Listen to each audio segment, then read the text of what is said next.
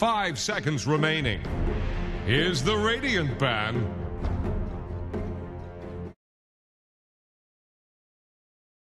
Ban now. Radiant's turn to ban.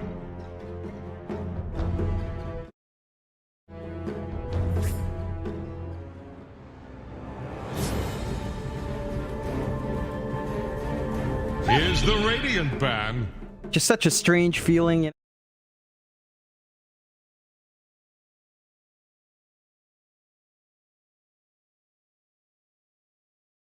Not much on the line here. Well, not much, I say, but placement could still shift, but we're not going to see, say, someone moving to relegation or someone moving up to the upper div from this match result. It's mainly it's mainly down to just trying to get about $2,000 more if you place up. So if 496 win, they've got the chance to climb over GXR, get that additional prize pool money. If GXR wins, they hammer their spot in there. So much more important for GXR and 496 to try and get that money. Of course, smaller teams could use all the funds they can get. We'll have to see who does come out on top here, but a bit interesting for GXR. We were having a chit-chat earlier about this. Looks like KYXY is going to be subbed in by In Your Dream. Now, we have seen In Your Dream play for GXR, especially in the OEDL. He was their registered mid, but now you've got... He was replacing Alacrity there, but now you have Alacrity and In Your Dream together, so we'll have to see who plays what here. Lose together, win together, slay together, slay together, slay together. Dire's turn to pick. Grimstroke. Lose together, win together, slay together, slay together, slay together.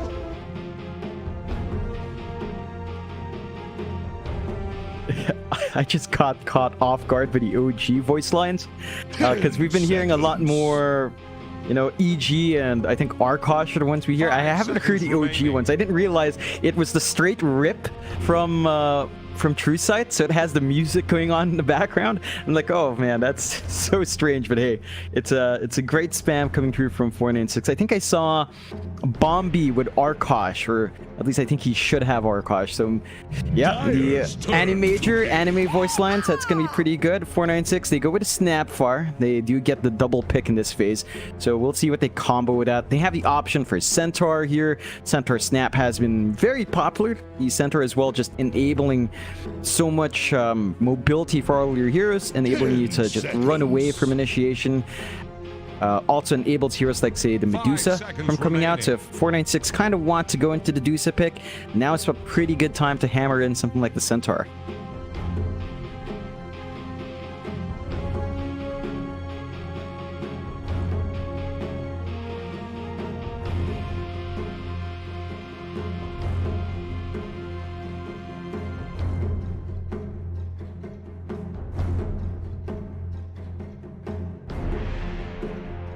Yeah, it's so strange. I think we will have one. I saw Neon tease a bit about what they might have in store, and I'm in particular very interested in that. I'm sure you are as well, Mike, for Neon. So we'll see when that comes out. 496 surprisingly actually prioritized a Tiny, so they go into this Tiny pick. We've seen 496 run that on support still. They could go for Snapfire 5, Tiny 4. Probably not ideal because we have seen Tiny 4 just really fall flat. So if that's going to be a core Tiny, likely mid, maybe safe, but just not so common in Southeast Asia. I'm just surprised they prioritize the Tiny. Like, again, Centaur is a much more contested hero. Medusa's something we see hammered in as a core in the first phase as well. And GXR, seeing the Tiny just go Tusk. They've got their own support duo on hand, Grimstroke Tusk. You could maybe flex a Tusk offlane, but it was KYXY we saw playing that, so I'm not sure if In Your Dream in this case would want to run that. Still a possibility, so it's somewhat open. But regardless of role, Grimstroke Tusk are very aggressive. Just as aggressive as Snapfire Tiny. And you have some decent save with the Tusk. You can kind of dodge out the stun combos with a good snowball as long as that Tusk is in kind of a good position to get that done.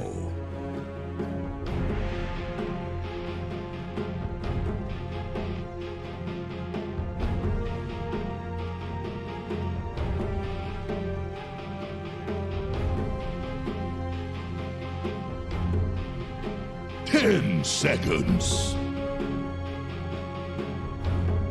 5 seconds remaining.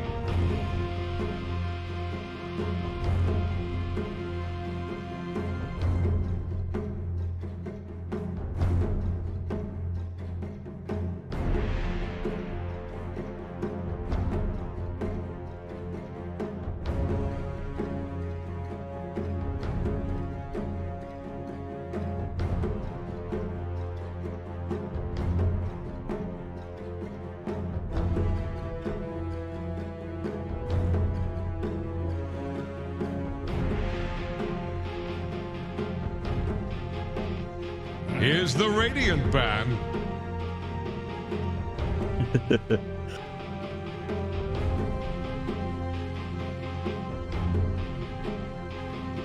Yeah, it's a bit harder to pull off because the Tusk offlane kind of has some weird timings. Like it plays really well early to mid.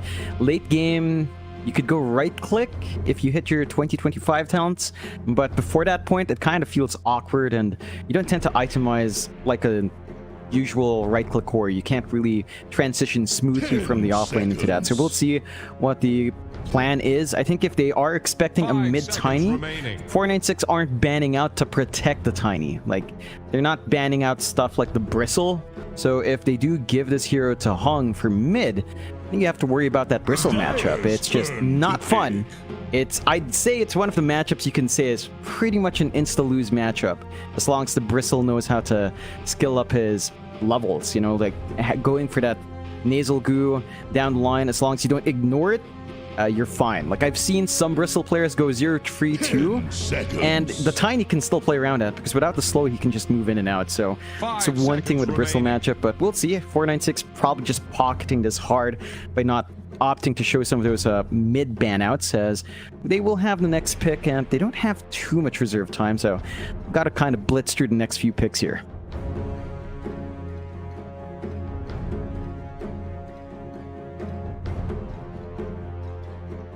Radiant's turn to pick.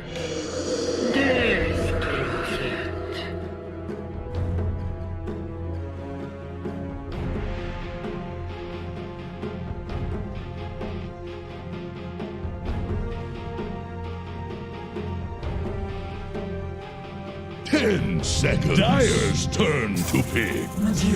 Ooh.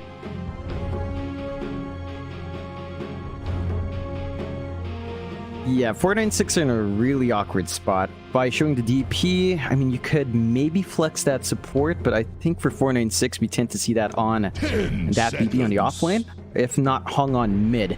So you don't really have supports that can deal with the Dusa. Like maybe you could, no, you don't even have the option for Nyx. If you pick a Lion, you could go Lion 5 or Snap 5, Lion 4, either one swapping around. Tiny mid, offlane DP, you can still kind of have an answer for the Dusa, but the Lion is not like an all-in-one answer. You don't have the option for the PL to burn true mana. They go with a Bloodseeker here, which is kind of nice. You don't really have the best heroes to lock in, and say you Bloodright the Dusa, that's nice if as long as she turns on her spells beforehand, like pops her ult, turns on the mana shield, maybe pops the snake off before that happens. She should be fine to last through the silence duration. Of course, that is one way to stop the Dusa from casting the Mystic Snake when you have the Ags.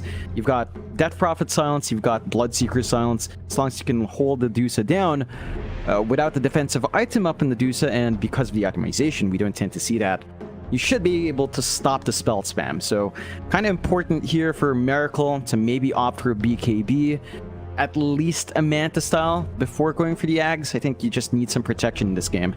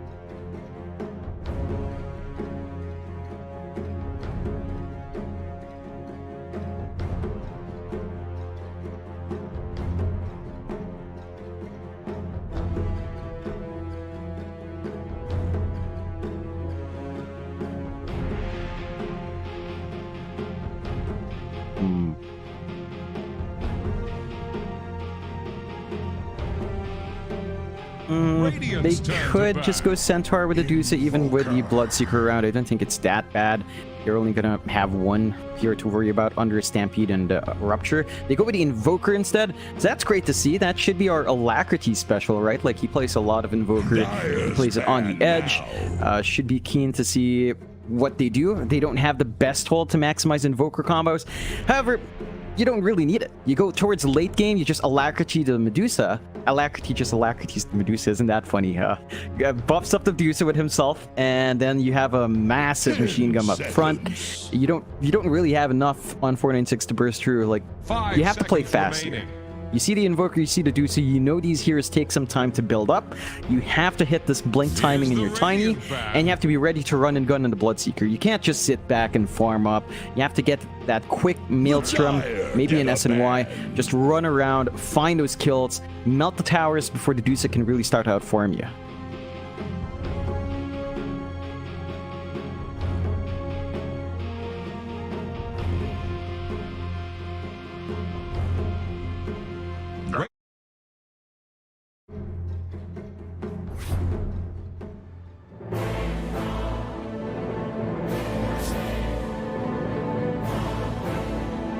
Dire's turn to pick.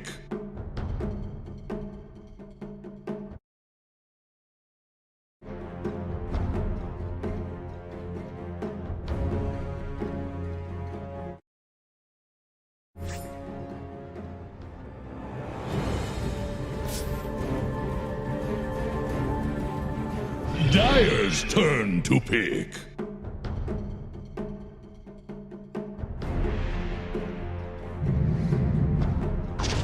Mirana. Choose your hero.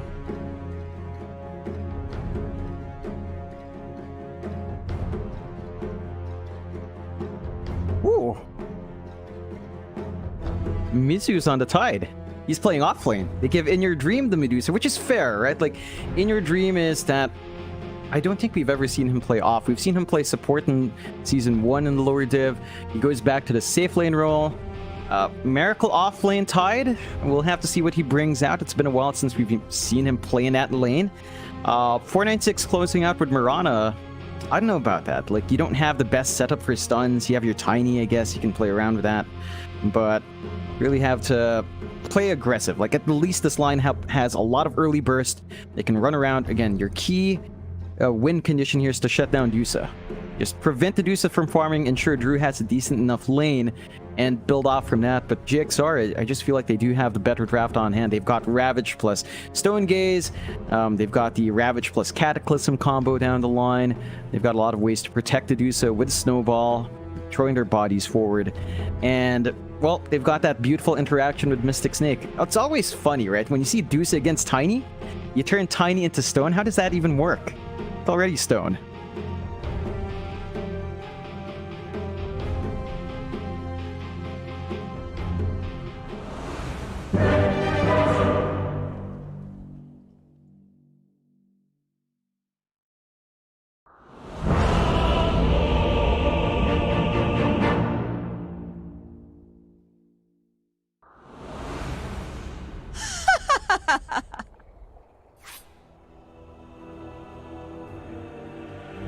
Lose together, win together, lose together, win Prepare together, to make lose way. together, lose It's the together. music in the background that gets me. It just suddenly becomes musical.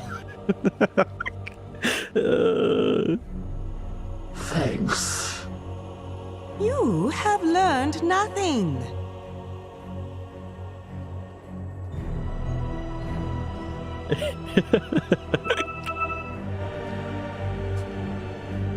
Yeah, it's so dramatic. It's beautiful. We'll have to see what 496 do. As you mentioned, like, they've got to play aggressive. Their early game spikes are a lot smoother. They just need to keep finding those kills. Need to shut down the map, get some aggressive wards out. The triangle they've got to really be aware of. They need to keep watching that triangle, prevent the stacks from coming true for the Dusa.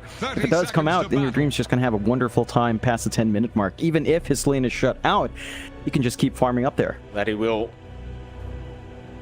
It's like, GXR, they're gonna set up for the top bounties.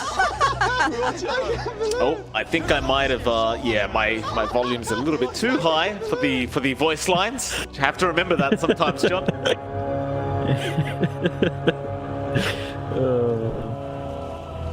All right, it looks like it's going to be a 2-for-2 bounty trade. Nothing too special happening here. For once, we're in agreement. Yeah, just going to break out. There's Bombi's voice lines. I was looking for that one. Thank you, Bombi. Animator, anime power. Slacks is so clever, man. He knew what the people wanted. He knew. You just go that extra step, you know? Slacks knows the team's going to make money off it. He hires a Japanese voice actor. He gets it done. And now everybody wants that voice line. Yeah, he's a 5-head player, but this start from GXR is also pretty next level. They start with In Your Dream solo. He knows that the Death Prophet and Tiny can't really do much early on. He just plays safe, play by tower, gets last hits. Up top, they're being aggressive with the Twilight. That they are. Bombi, early tag team out from Paulson will lead to a first blood, and that's one thing you've always got to expect when you've got a Grimstroke Tusk against you, is that first blood potential, and well, they make it work already. That'll be first blood gold going to the way of Mizu on the Tide. It's going to make it a lot harder if Mizu can get some items up early on. The Tide's already quite hard to deal with in the laning phase, but you give him that bonus gold and suddenly it becomes that much more difficult. Yeah, it's going to be a lot for Mizu to play with. You kind of see the power of that combination. Having Gush plus Tag Team means that even these high armor heroes, relatively high armor like the Snapfire, can just melt the mansion gap close. For Mizu, he's just trying to hold out. It's a melee lane against melee, so the Tide kind of enjoys that, but Bloodseeker's the kind of hero that just self-sustains. He can just ignore the Tide, keep going for last hits, and farm up that way, and do manage to kind of stabilize Drew's start. So he's still finding some farm. You don't mind your support dropping. They are starting a bit greedy with the pulls. Paulson just wanting to get his levels up, as we tend to see most Tusks go for it, just that second wave pull to get some EXP. They did lose the range creep, so that kind of hurts the Tusk. He's going to have to soak a bit for the 2, but it does pop in. I think for the side of 496, if they hit their level 3, once they've got Cookie plus either a value point in Shredder or 2 levels in Scatterblast, they could look to line up the Blood Riot and kind of play that way, but it can't be on Mizu. Mizu just feels a bit too tough. It will have to be that Tusk, and Paulson's just spacing out well. I didn't realize, John, but I had a look into the mid lane. It's going to be a mid Mirana coming out from Hung. I never picked up on it, but it's Alacrity versus Hung in that mid lane, and Hung is playing the core Mirana, which is something I can't say we've seen for at least a very long time. But there you go. Does this inspire some faith in you, sir? Not so much, I'm sad to say. I think I've had a lot of talks with friends about mid-Mirana. In lane, he's doing quite nice against Alacrity, the Invoker. He's got a bit of a range disadvantage. Mirana has some really smooth attack animations to try to bully out the Invo. So you are finding that CS advantage, and you can sustain yourself, of course, with the Water Runes coming through. Invoker doesn't tend to enjoy rushing a bottle, so Alacrity's just going to have to juggle his orbs around. The weird thing with Mirana is that it has some interesting power spikes with the Ags. Like, you do have a lot of wave clear and a lot of magic damage flying through from that. The big trap is Ag Shard. Like, that leap charge plus a crit, it's actually not amazing. Like, my friends have all tried it. From Divine all till Immortal 200, they never find a way to make it work, or at least it feels terrible. So hopefully Hung just focuses on that same Ags buildup, just like an accelerated support from mid, and hit those spikes. So far he's doing a good job shutting down the Alacrity. That's just a one shortfall of the Invoker. Not that great in laning against these much better ranged cores. Yeah, absolutely. Must admit, John, I've also tried the Mirana shards, and I can confirm it is complete garbage. Absolute garbage. So if you go the right-click build, obviously it does kind of fit the narrative, but it's still pretty bad. Even with the right-click build, you'd rather probably spend the gold on something else. It's one of those, like, you know, very late-game value items. You know, if you don't have anything better to buy. So Hung and Alacrity just going at it right now in that mid lane. Meanwhile, top side, looks like Drew is around on the Bloodseeker. Snowball not gonna land. Drew does get away with the salve, and now might just turn back onto Mizu. Gosh is out. Drew get hit by the Anchor Smash as well, and well, the Bloodseeker can't really chase down the Tide. kind of have to let Mizu go back and salve up himself. I suppose for Drew, as long as he is securing some farm on this Bloodseeker, he should be pretty happy. Definitely still a bit of a rough time for the side of 496, but they are finding the CS, so that's all right. Yeah, they're making moves bot lane, though. But they are 3-4-3 with the Inkswell in your dream with the follow-up damage. That BB dropping quite low himself will get the kill, but we'll have to die for it. And now Yassi's going to try and go for a run. Oh no. He will not make it out. They give the double kill over to In Your Dream. And that is a very concerning kind of point of the game for 496. You'd never want to give a double kill away to Medusa this early. No, this is a fantastic start for In Your Dream. 27 to 11, 12 denies, just controlling the lane up. Not much that BB can really get done. He's not slowing down CS. He's not finding as much farm himself. And they try to play aggressive with a tiny support, but once it falls behind, it's going to be harder than Mizu. He does get caught out this time. They'll get the tide. Yassi was even around with the TP just in case they needed it. It's a pretty important kill there for Drew. Meanwhile, mid lane, Hung got cold snapped, but there's not really going to be much follow-up to it. In fact, Yassi now has made the rotation over on the Tiny. Lackery does have to be a little bit more careful with his positioning. Yassi now going to try and move in. 3-4-3 going to be around to secure the haste rune. Lackery should just be safe now, considering he does have that haste. In fact, he's going to go into Hung. A nice silence out from 3-4-3. That'll set up on the Mirana. You can't forget, John, that is a mid Mirana that just went down, so definitely a very bad kind of scenario for 496. It's just not lining up. The early aggression we needed to see from them in lanes aren't coming out. The fact that they've got the mid Mirana just kind of trying to farm up, whereas the Tiny's under pressure to go around the map, means that it's harder to get the initiation. Tiny has to walk up or get a good toss to start these fights, whereas the Mirana, if she was on the floor, you could just walk with an arrow. So they'll go on to Mizu. Nice dodge. Mizu still not level 6, can't commit Ravage. Blood Right is going to be there. They should have the damage output as Paulson tried to help out, but there's only so much he can do on the task. Lackery even TPing up to try and help as well, but he's a bit too early to the party, or rather too late. And now there's not really much to do for him. Gonna have to make a run back into the mid lane on that Invoker. So 496, all things being said and done, still not doing too bad. They are pretty much evening out in terms of net worth. In fact, Yassi now is gonna run into 3-4-3, but as I said, John, support Tiny, the damage isn't really there. Nah, just way too slow. It needs a lot of levels to really get going. Blink timing here for Yassi's not going to be quick as well, because obviously you're not on farm priority.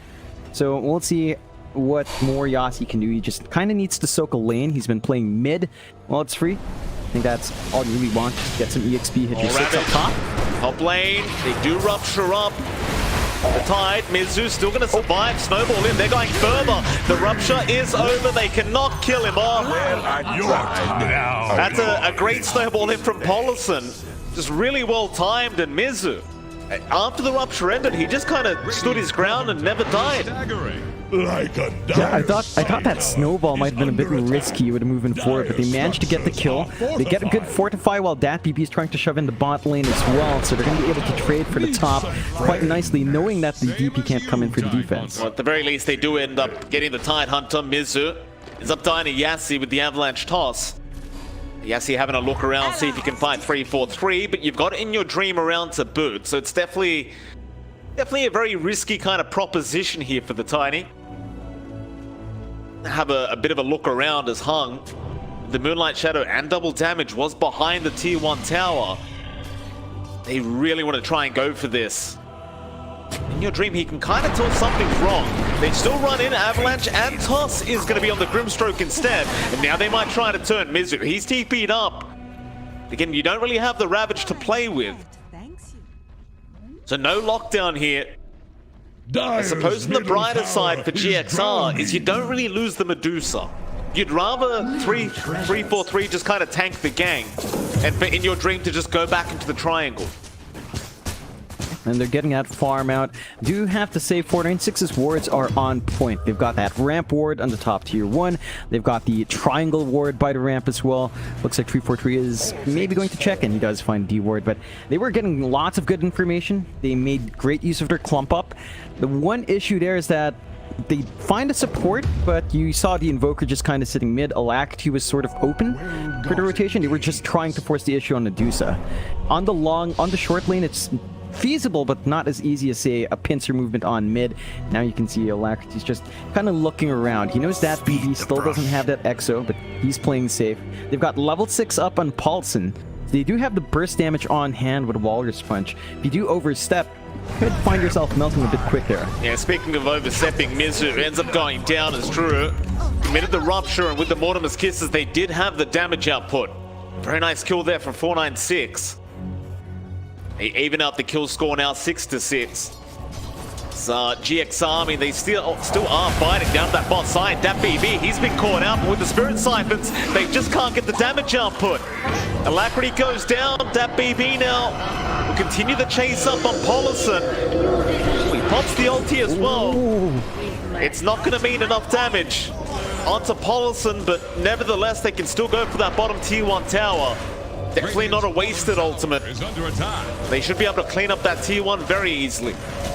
Yeah, that's big for 496. They finally find the Invoker, who's left alone for a bit too long. They get a good use of that Exo into tier 1 push. They open up that bot lane, and they keep the aggression. This is exactly how they need to play. Playing fast, always looking for openings. They smoke up, and they could find some, well, not the juiciest target, but a free one in Paulson, maybe. Yes, he's going to find it.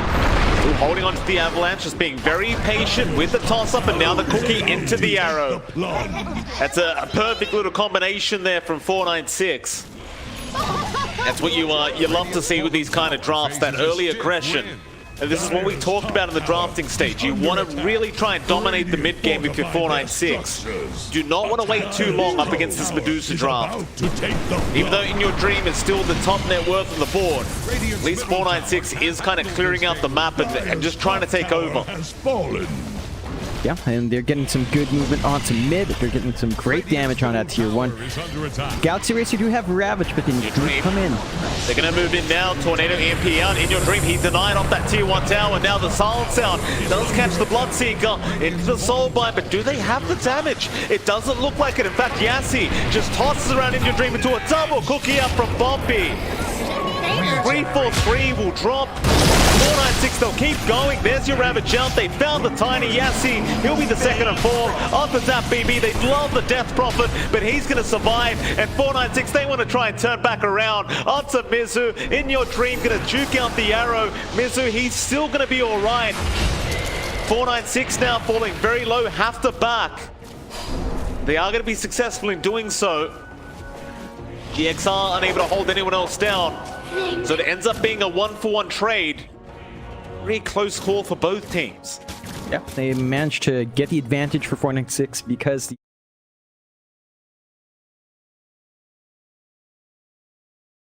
off, but you're opening up the map. Bot tier 1 gone, mid tier 1 gone means the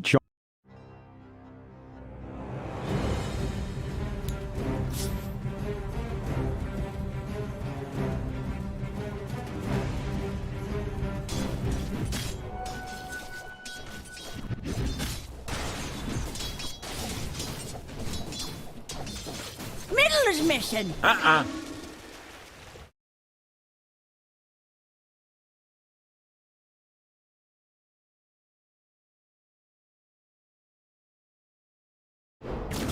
Hunting bounties.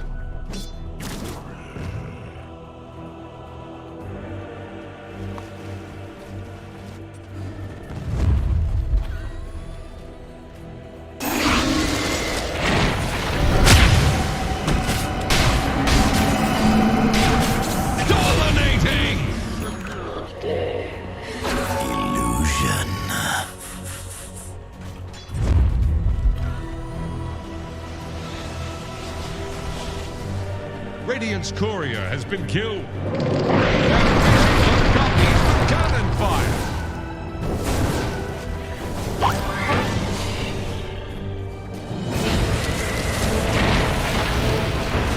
You give Here's a snow in your eye. Throw a line to Radiant's middle tower. It's sinking, just like your ships.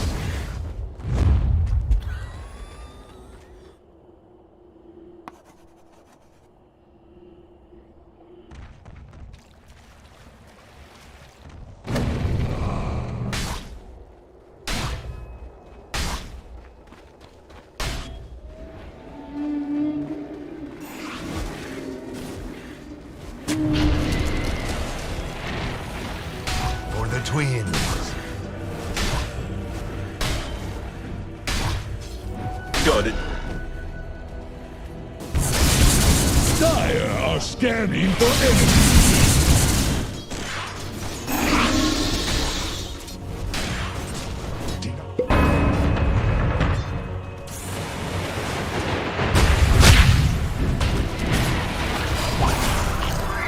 Mega kill! Now you're fish food.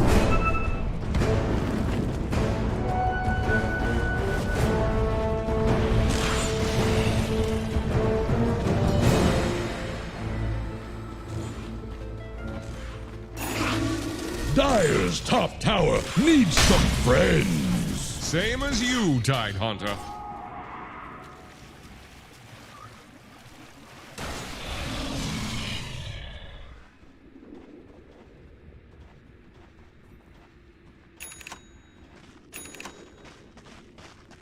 Then, regeneration.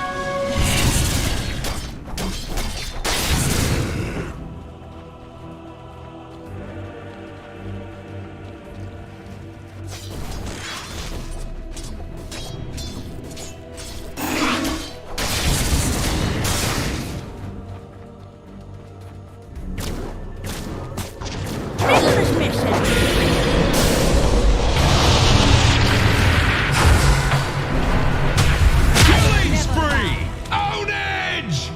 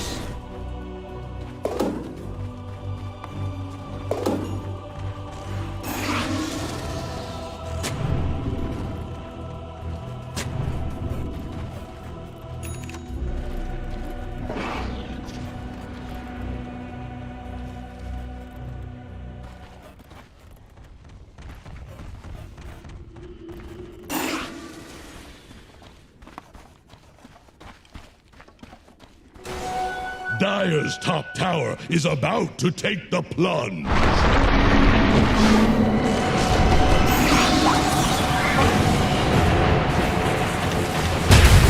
Round is over. They call that the Snapfire Special. And easy something it is.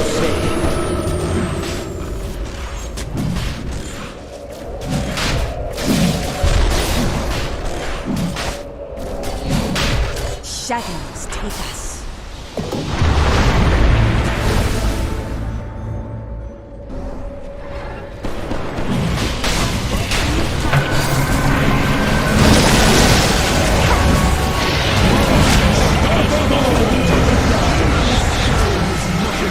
Wicked six! Double kill!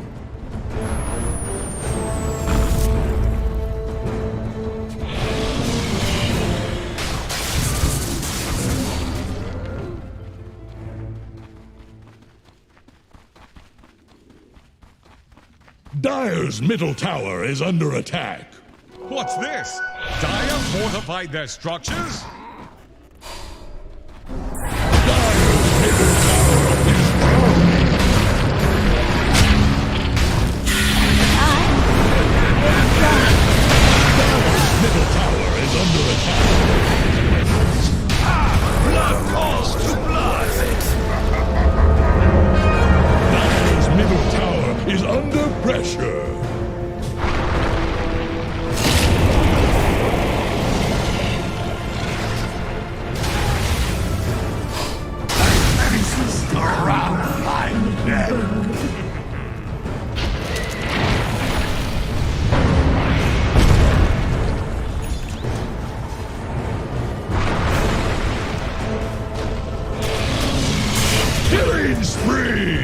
Triple kill!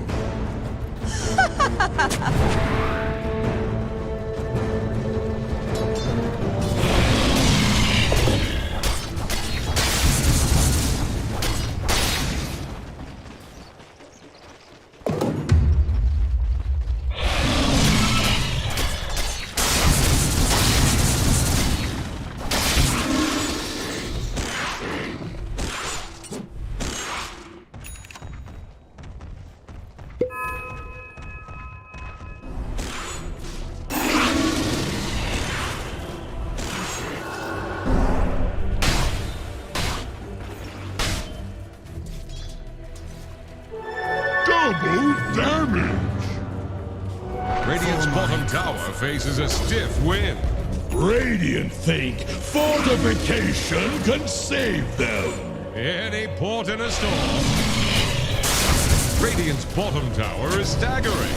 Like a Dire's middle tower is drowning! Radiant's bottom tower is under Radiant's bottom tower has fallen. Dire's top tower is under attack. Dire's top tower is about to take the flood. Dominating!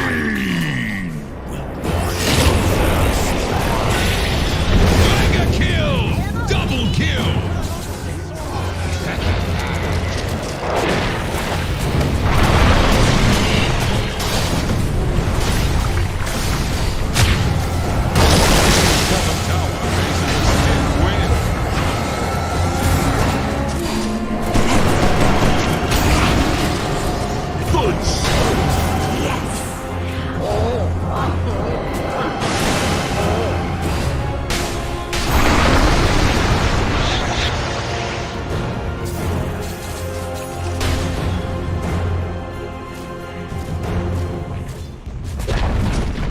Dire's middle tower just got knocked down!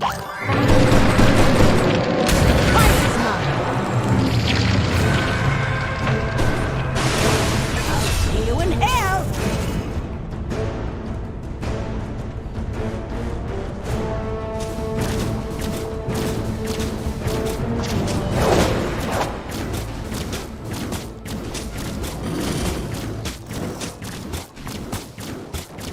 Haste!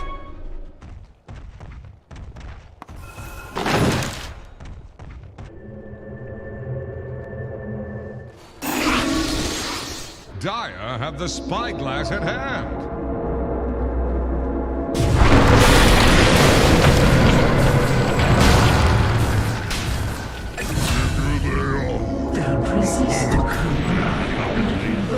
Now you're fish food. Lose together, win together, slay together, slay together, slay together.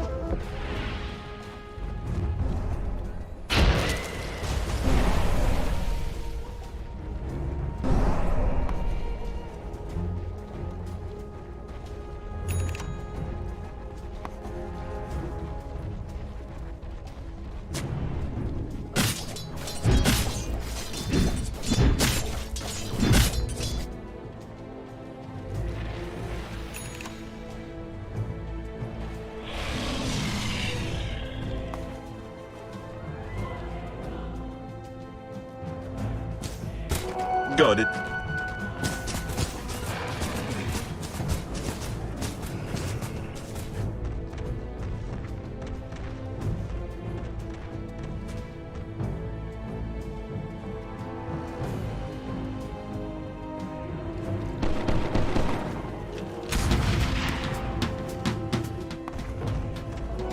What have we here?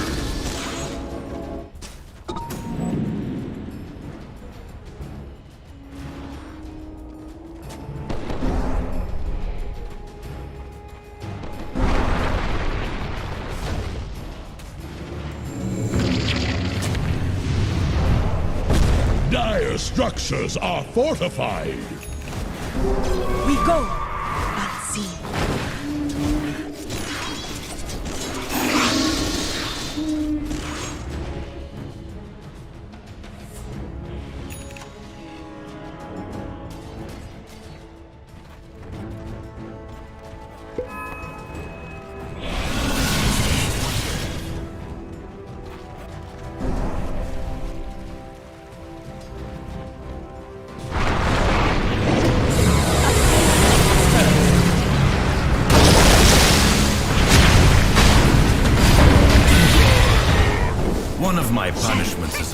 Just painting rocks. I like this better.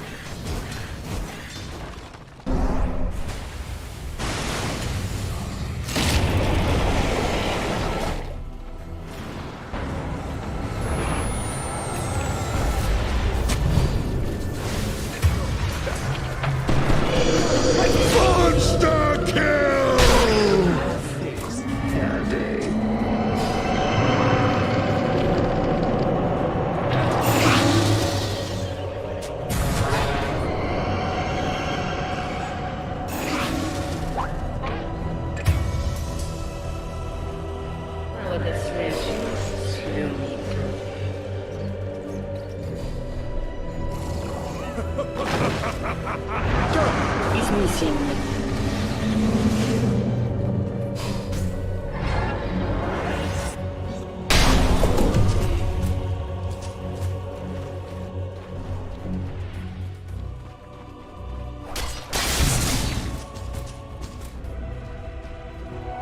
Our gift is missing.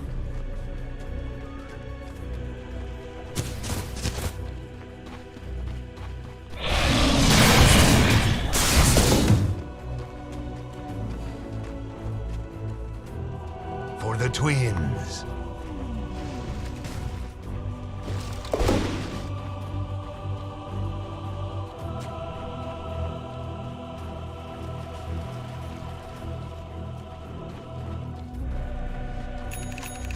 Allies disappear.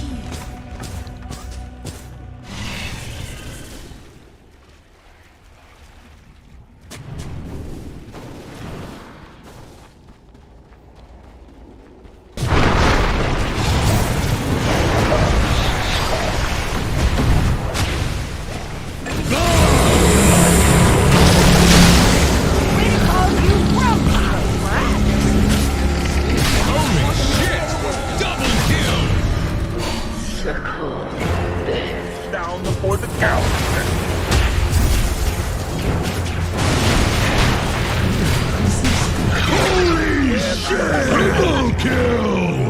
You have learned nothing. Dire's top tower is under attack. Dire's top tower is gone. Dire's top tower is under attack.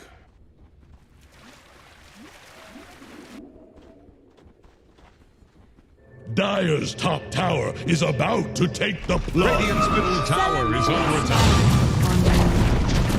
Dire's top tower has fallen.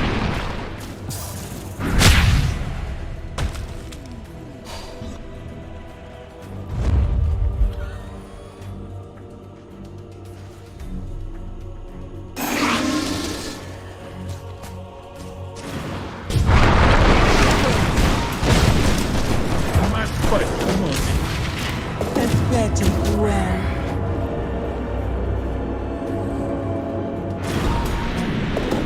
Poor Russia.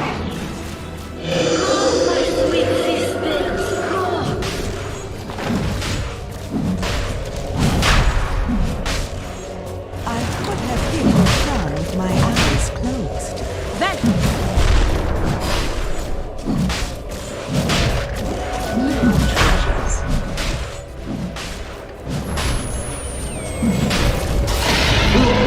Falls again, like Ultra.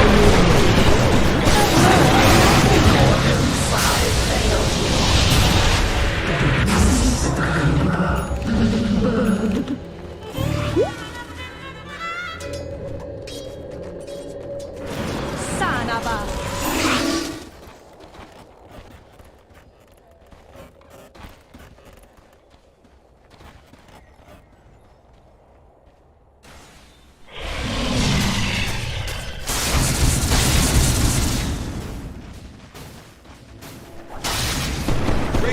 middle tower can't handle this deluge.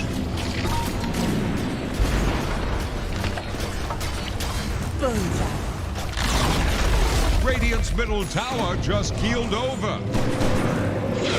Dire's bottom tower won't last long. Radiant's middle tower is under attack. Dire's bottom tower is under attack. Blood calls to blood.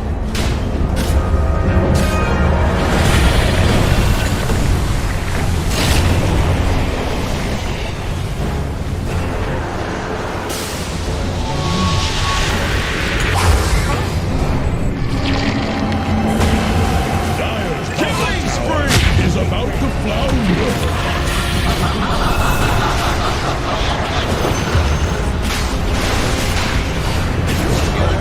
Dire's bottom tower won't last long. Together, slay together, slay together, slay together.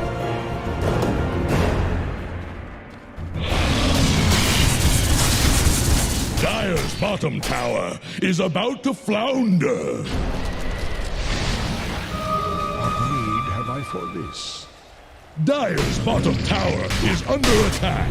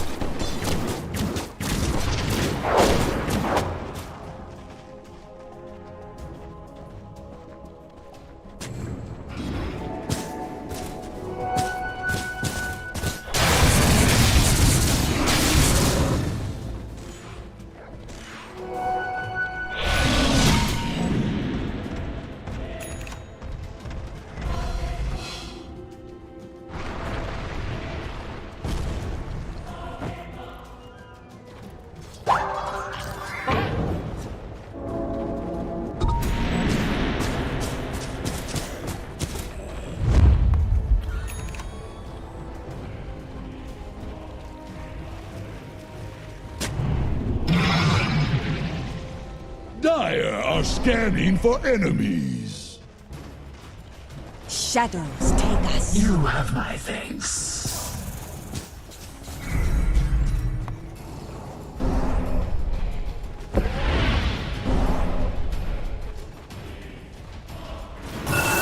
Dire's middle tower is drowning.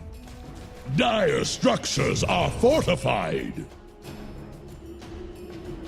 Dire's middle tower is under attack. They're trying to bring down Radiant's top tower. Radiant structures are fortified. Dire's middle tower is under Dire's pressure. Middle tower has fallen. Radiant's top tower is on the rocks. Radiant's top tower just got sent to the bottom.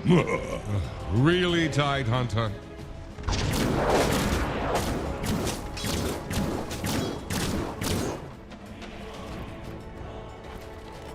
Dire's bottom tower won't last long. Radiant's middle tower can't handle this deluge. Dire's bottom tower couldn't withstand the tide. Radiant's top tower has fallen.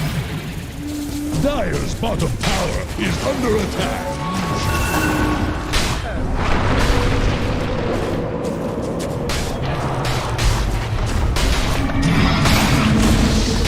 Dire's bottom tower has fallen.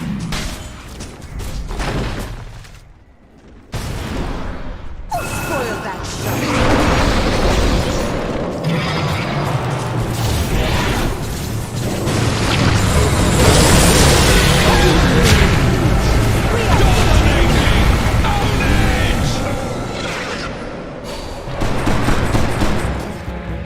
Don't resist the cobra, little bird.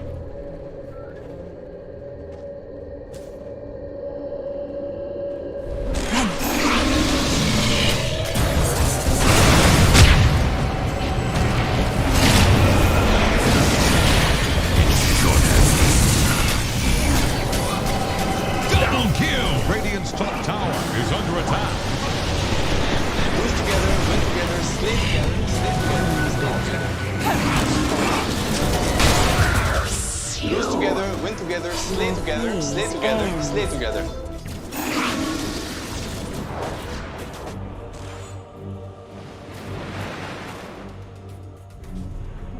Pick it up, Mortimer.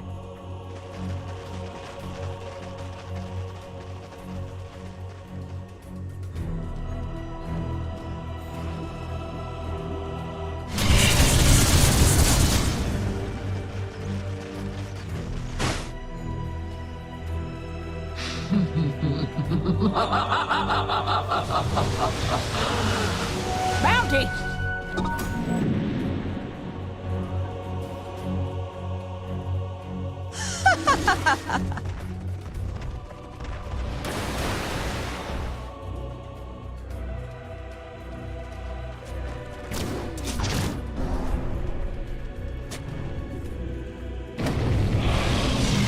Radiant's middle tower can't handle this deluge.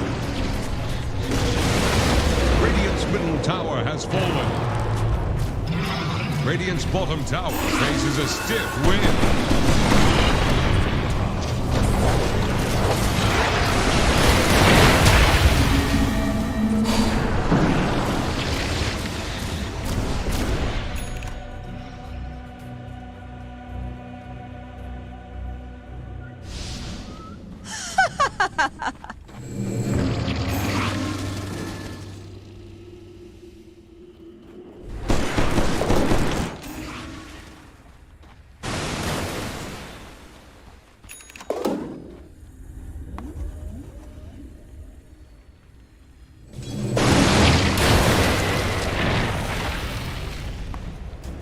Regeneration.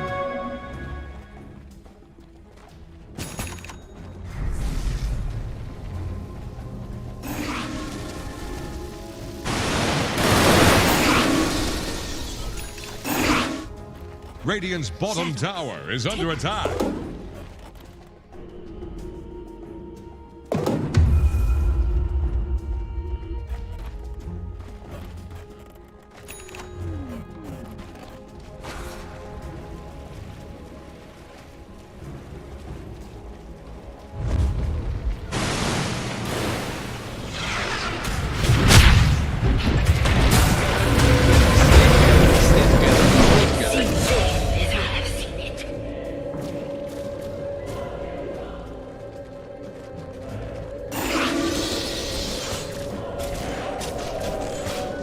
Treasures. Radiant's bottom tower is under attack. Dire are scanning for enemies. Radiant's bottom tower faces a stiff wind. Radiant fortified their structures. Attack the heroes.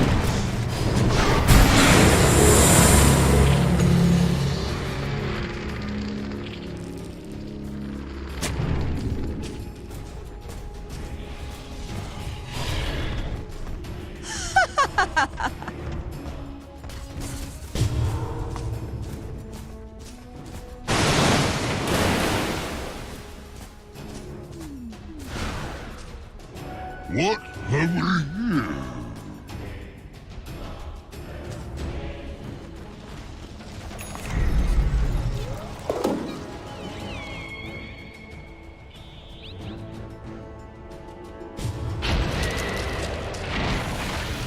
Shadows take us. Illusion.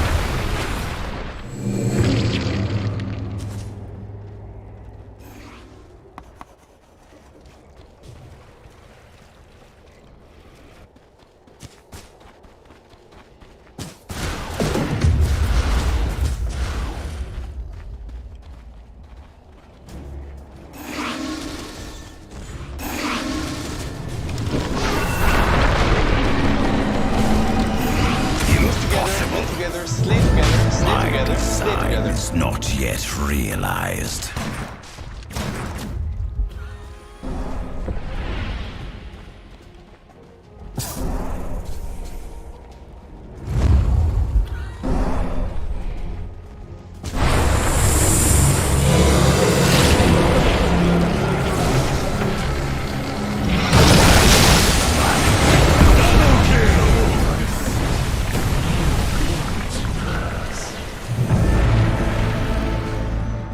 Vanish.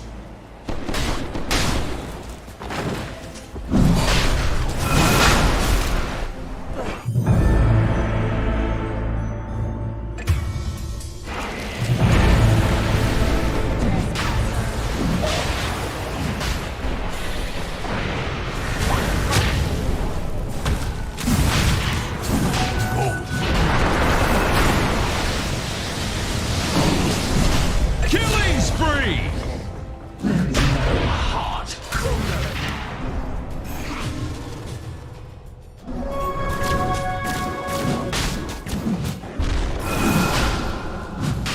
Sanaba.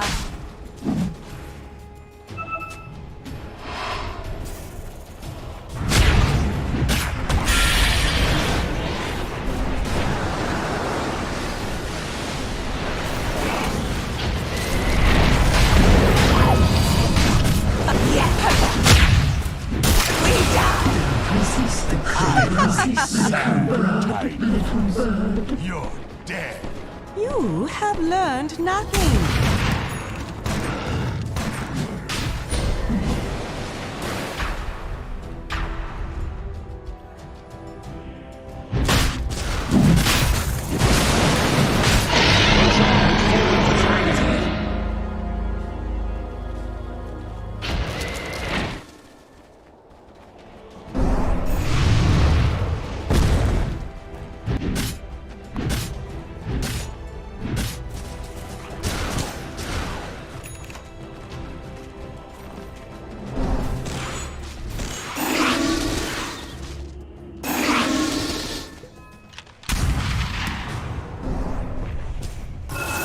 Dire's middle tower is under attack.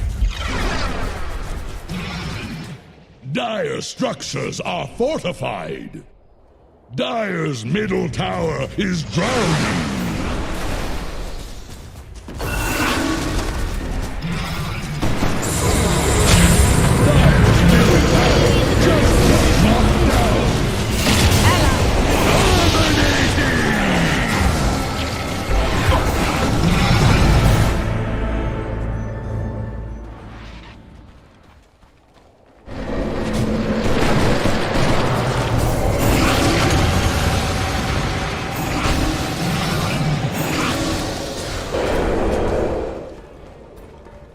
Dire's middle barracks might fall.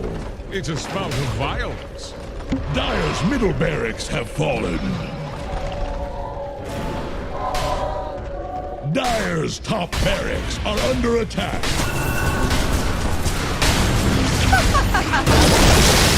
Waves of breaking. Lose together, win together, slay together, slay together, slay together. Mega kill!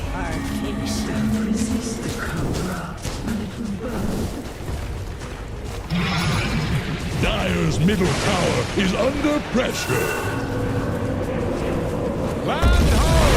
Radiant victory! Well, I tried.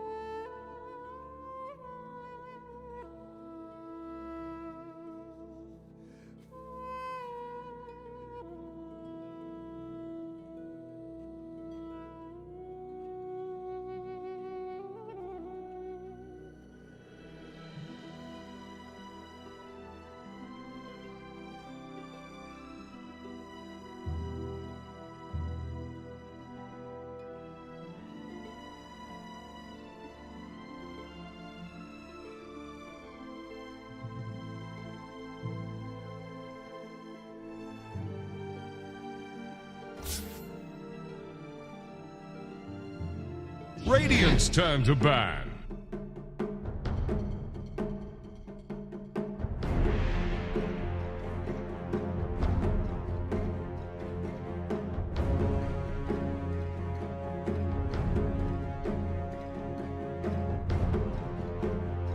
Ten seconds.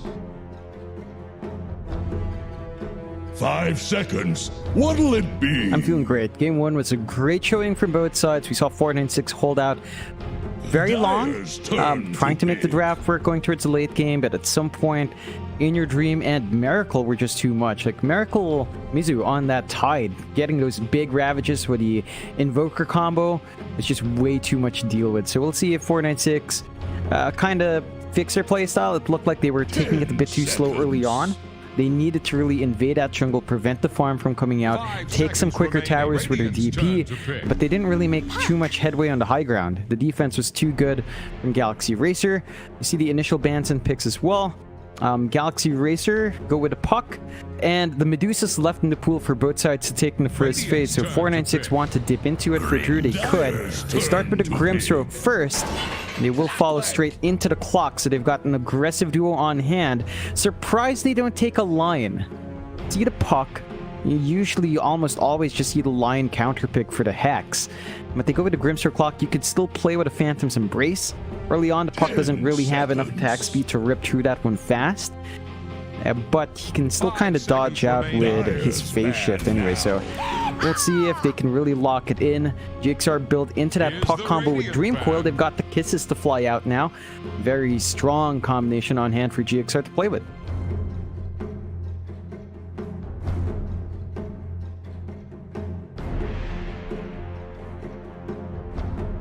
Dire's ban now. Radiant's turn to ban. The Dire get a ban.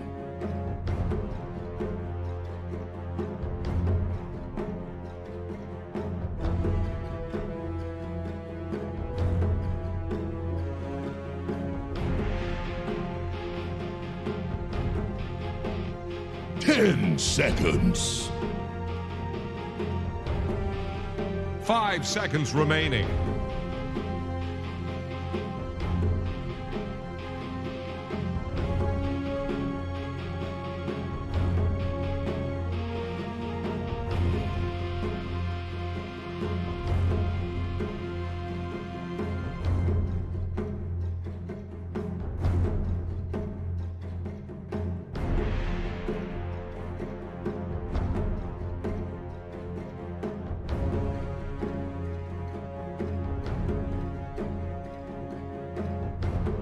Here's the Radiant ban. Radiant's turn to pick. Yeah, that they just play to their own strengths every single time, and they managed to make it work. Interesting ban there on the Earth Spirit as well, just preventing, I guess, the kick combo with a puck and preventing Paulson from playing it. He had a spectacular time on his Tusk. So we'll see what they opt for next. 496 probably looking for their core pickups. Likely not to see a core Clock or core Grim. And we've seen the Grimstroke on mid before. It's not really the most popular position for the hero. So we'll see what they will opt for. They have the full complement of Spirit Birders against the puck if they want any of them. Could just pop in here, as you should just expect that puck for alacrity. And they are going to dig into reserve, but they've got a lot of time to think about it. They go for the Doom. So that's one way to kind of hold the puck. They have double Doom with Grimstroke, so that kind of works out. That's the only way that you can really justify a Doom in my eyes. Laning for the Doom just feels super awkward because of his changes. So we'll have to see if 496 can make it work. And we have seen Doom kind of fall flat across a few regions, so it doesn't feel like it's in the best spot since kind of changing his playstyle. Let's see if 496 can get max value there. Of course, speaking of shout outs a while ago, Mike, have to give a quick one to our friend Crest, Mr. Jong. Apparently he qualified for the Lupon Cup, which is like a local Filipino tournament with some streamers and some big names every now and again. So he made it in. Shout out to him. He asked for it. He gets it. There it is, Mr. A lot.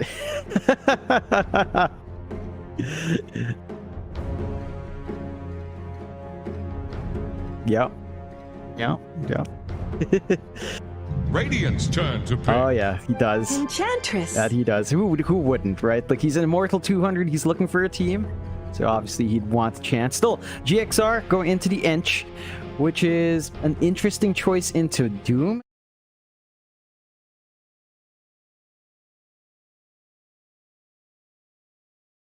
At the same time, the Enchantress could just focus on getting the enchant slow instead, harassing out for the impetus. We see that be really effective. And you've got some decent supports here. Snap Enchantress are strong enough. We've seen this duo a couple of times. They do lack instantaneous control, but it's not like 496 has the slipperiest heroes yet, unless they opt for a Spirit Brother mid. So that is something 496 can kind of abuse now in their own draft.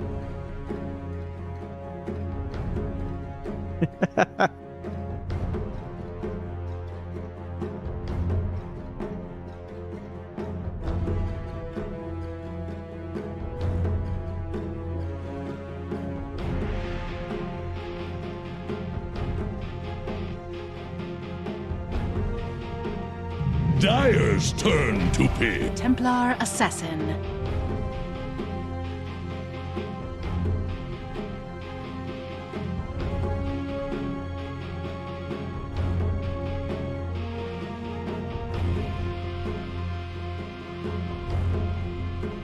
Ten seconds.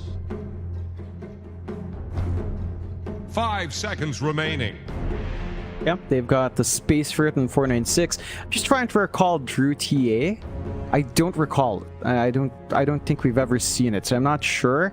It feels like Drew, and no offensive guy, it feels like the hero pool is kind of limited. We see him play a lot of Bloodseeker. We see him play Troll. Some of those more traditional pause ones. 496 still has those options if he wants to. They can still keep that pocket flexibility. I think the TA versus Puck lane is not too bad for TA. Like, Puck can't really melt through your refraction early on. Range is a bit of an issue for the TA, but once you get Psyblades up at level 2, or just having level 1 Psyblades with level 2 refraction, you're going to be fine. And they do go with the Terrorblade response here from GXR, so a pretty potent response. It's high armor, so that's one way to counteract the minus armor the TA brings out, right? Like, you have so much armor that -8 won't feel too bad. -10 for a while doesn't feel as bad for TB, especially once he has more HP up. So it's pretty potent in that sense. You don't have the best illusion clear from the side of 496. TB illusion spam is still going to be potent, and it gives him a really nice lane. You're probably going to be up against a Doom. Every time you have Metamorphosis up, you should be able to trade hits with that Doom very nicely.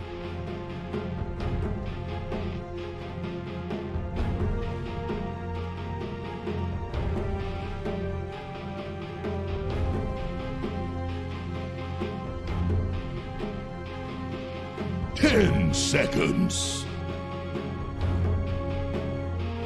5 seconds remaining.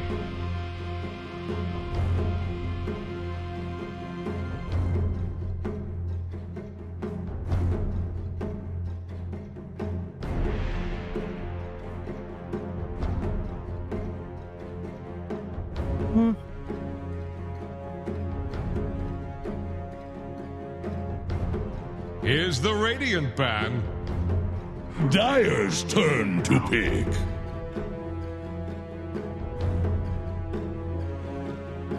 Yeah, that could work really well for GXR if they want to. They don't have last pick overall, but they opt for the Lycan. This is spicy. There you go. That's even spicier, Mike. That's nice.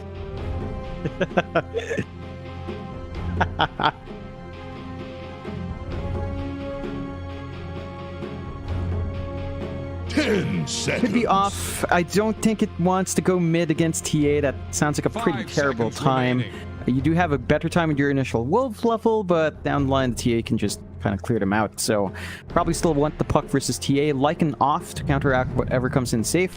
You have some good push timings. Lifestealer coming through for 496 is a very Drew hero, so it does look like Drew is going to be on the safe lane. Yeah, it's a strange one. All your added damage on Lifestealer is physical. So high armor and Terrorblade's not gonna be bothered by it. Lycan, for a high HP hero, he's also pretty tanky with armor, so I don't know if you have the max value there. You've got the combination with Infest on TA, Infest on Doom, Infest on Clock, double Doom on hand. That could be one way to get that done, but definitely looking stronger on GXR's draft. Before we dig into it a bit more, because we gave Crest a shout out, we had Ponlo pop in chat asking for one as well. So shout out to you, Ponlo. Stay safe there during Circuit Breaker 2.0.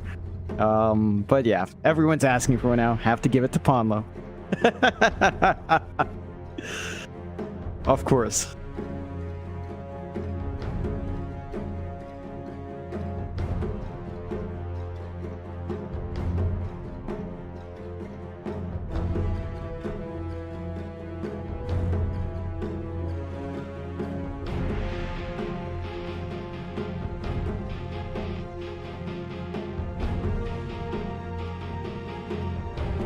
Mm-hmm.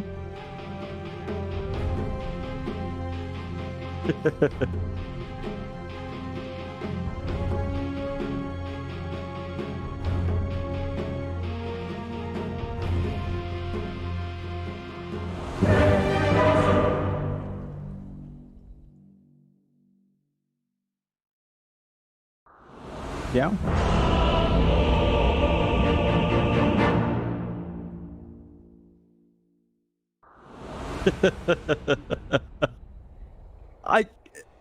I can't do it. I'm blocked from betting. I literally can't start it because I can't bet myself for some reason. And the music's just going on as they spam it. The music never ends as well. It's like I don't even hear Seb. I just hear that background music every single time. But yeah, we'll see what 496 can do here. They need that win to force a game 3. They've got to bring their A game. We didn't really point it out, but Hong's TA is one of his specials. Like we've seen 496 go back to this multiple times. Look at those double wards. He managed to get the D ward. Very nice for 496, getting additional gold and better rune control. So you can maybe look for some cheeky rotations early on. Alacrity's going to have to play with a bit of a disadvantage in terms of getting the control. He still has better mobility though, so I don't think it'll bother Alacrity too much. It's down to 496 to use that for some aggression later on. Absolutely. John, while we do have a pause, I haven't talked to you about this yet, but I'm in a bit of a pickle. And considering we're casting 496, I think this is the right time to bring it up. But my wife me to make her a dinner, a romantic dinner, in fact, is how she worded it. I asked her what cuisine she wanted. Right, I was like, all right, what cuisine do you want? I'm a man of culture. I'll go out and learn some recipes, you know, from different cultures. She wants Vietnamese food, John. And she specifically said she wants pho. And I said, okay, I'll make you some pho, but I have no idea how to make it. I know the broth takes a long time and you need some beef bones or something. I have no idea. So if there's any Vietnamese people that are also good cooks, if you want to just put it in the chat, maybe a recipe or something, or a link to a recipe, I deeply appreciate it because I have no idea what I'm doing. And if I don't make good food, my wife's going to kill me. So she is the chef after all. GXR, they're going to try and fight over the bounty runes, and looks like they are going to be able to take the bottom ones. It is going to be a 2-for-2 trade. That's a true story, by the way, John. I'll put a photo up on Twitter once I do make the dish, but I'm very scared. Oh, Yassi. That's a very nice block from Yassi. You never see that, ladies and gentlemen, but if you're playing Clockwork and your mid laner misses the block, you could just do that, use the cogs, and in most lanes you find that level 1 battery assault isn't really that useful anyway. Generally you want to get to that level 3 mark on the Clockwork so you can really abuse the level 2 battery assault. But I do like the fact that Yassi went for the level 1 cogs and helps out the mid lane to ensure that Hung is going to have the best game possible. And as you can see, even in the laning stage, the cogs can be very impactful in just denying CS away from the enemy POS 1. Yep, the In Your Dreams having a bit of a slower start than that terribly. Just good aggressive positioning coming through from Yassi. Even snipes a courier out with additional tango, so getting full value on his clock so far. And this is what you want to see. You just need to hold out, get some levels, try to zone out some of these heroes, buy some space for that BB to maximize that Devourer, get his level 2 up, and then you can start thinking about it. In Your Dream is, interestingly enough, holding on to his level 1 Metamorphosis. He's not even skilling the point up. So he's just playing it safe, not opting to use it, and he's still finding some CS despite not popping it. So I think in a melee versus melee matchup with a melee support to boot, you're kind of fine with just grading out like this on TV. Oh, that BB has been caught out. A very nice cookie there from 343, and look at the body block. That's great game sense from 343 to understand the limitations of the hero, but just jumping over that BB and body blocking him there for In Your Dream, a really nice play. Quite a high level play, in fact, from 343. But we should have a look at the other lanes as well. John, mid lane, Alacrity going to be up against Hung Hung. You talked about the TA being one of Hung's specials, and I would tend to agree with you on that. Right now it is a very kind of even lane as Alacrity and Hung are sitting at 10 CS. But it does seem like Alacrity is getting the better end of the water runes. He's going to be able to actually get both of them, which is definitely bad news for Hung. Yeah, that's not what you want to see for the TA. You're also seeing the issue of range, right? Like, he's got level 2 refraction up, which is nice, but every single time Alacrity stands back, just plays with the illusory orb, out right-click harasses from a mile off onto Hung. And Hung, until he gets more bonus range out, it's just tricky for him to hold this. Yeah, look at this, Hung. One hit away from dying. He will have the bottle up now, so he's going to be able to regen a bit. But while that was all happening, bot lane, Drew, able to secure the kill on the Lifestealer. Paulson ends up going down. That's definitely pretty darn nice for the Lifestealer. And we kind of mentioned the fact that that there might be a bit of a struggle later on, because you are paying Lifestealer into Puck, TB, and Lycan, so it feels like he's going to be kited around a lot. But if he can secure some farm real quick and real nicely, maybe he can make this pick work. Yeah. Like, he gets a nice kill, they bully out the Ench. This is a bit of a slower lane for GXR, just because, well, like an Ench, I mean, you could play aggressive, you look for enchant slows and run down. Once your wolves are a bit higher, maybe you get more feral impulse or value in Howl. You can kind of do that a bit better, but there's just a lot of defensibility on the Lifestealer. He's tanky. He can just feast back up, and you've got this Grimstroke to help zone out as well with the Inkswell, and kind of punish your summons with a Stroke of Fate. So maybe just want to take a step back, focus on Mizu getting some farm. And Drew is going to enjoy that first blood injection, but he's not really getting the freest lane. Compare that to our Terrorblade's scaling in terms of CS right now. Definitely a bit slower here for Drew. Gonna need a little bit more out of that lane before he starts to feel comfy. As it is still even right now, 1-1 at 4 minutes in. You're seeing just a lot more control coming out in GXR. I think the big difference is still mid. You do manage to at least give Hung a water rune this time around, which is good. It means that top of the bottle. Inkswell gonna land, Drew. Have some nice slows there. Mizu, he's gonna be forced to TP away, and well, that's the one bright side of this lane for GXR is once they've used the Inkswell, they have no other way to lock you down. Problem is, Mizu did have to TP all the way to the fountain, so it's going to be a long walk back. But top lane, they get 3-4-3. Yassi going to trade his life away for that. And In Your Dream is going to get some pressure on to the Doom. Does look like that BB is going to be able to walk away and get back to farming the large camp there with the creep wave. But it's going to be a bit of an even trade, and I guess for In Your Dream on the Terrorblade, being able to pick that kill up is still going to feel quite nice for him. It doesn't mind too much. He got like 3 denies, 4 denies in that wave as well, while it was being pulled away by the Doom. So I think you kind of went out that trade here for GXR, just having that additional EXP on hand. For the side of 496, I think the big spikes they have to watch out for is... Uh-oh. Paulson, he's going to drop. They already got Bombi, though. It's another support trade happening down at the bot side. Mind you, Drew was the one at least picking up the Paulson kill, where Paulson actually got 3 rather Bombi. So Mizu really got nothing out of that apart from a bit of XP, and we see Drew just really giving it to the Lycan. And I guess this is why you wanted the Lifestealer in the first place, is the laning stage is going to be very strong for Drew. Paulson's going to try and come in and help out, and with the enchant it is going to be enough. And while that's happening, top lane, In Your Dream ends up dropping now as Yassi.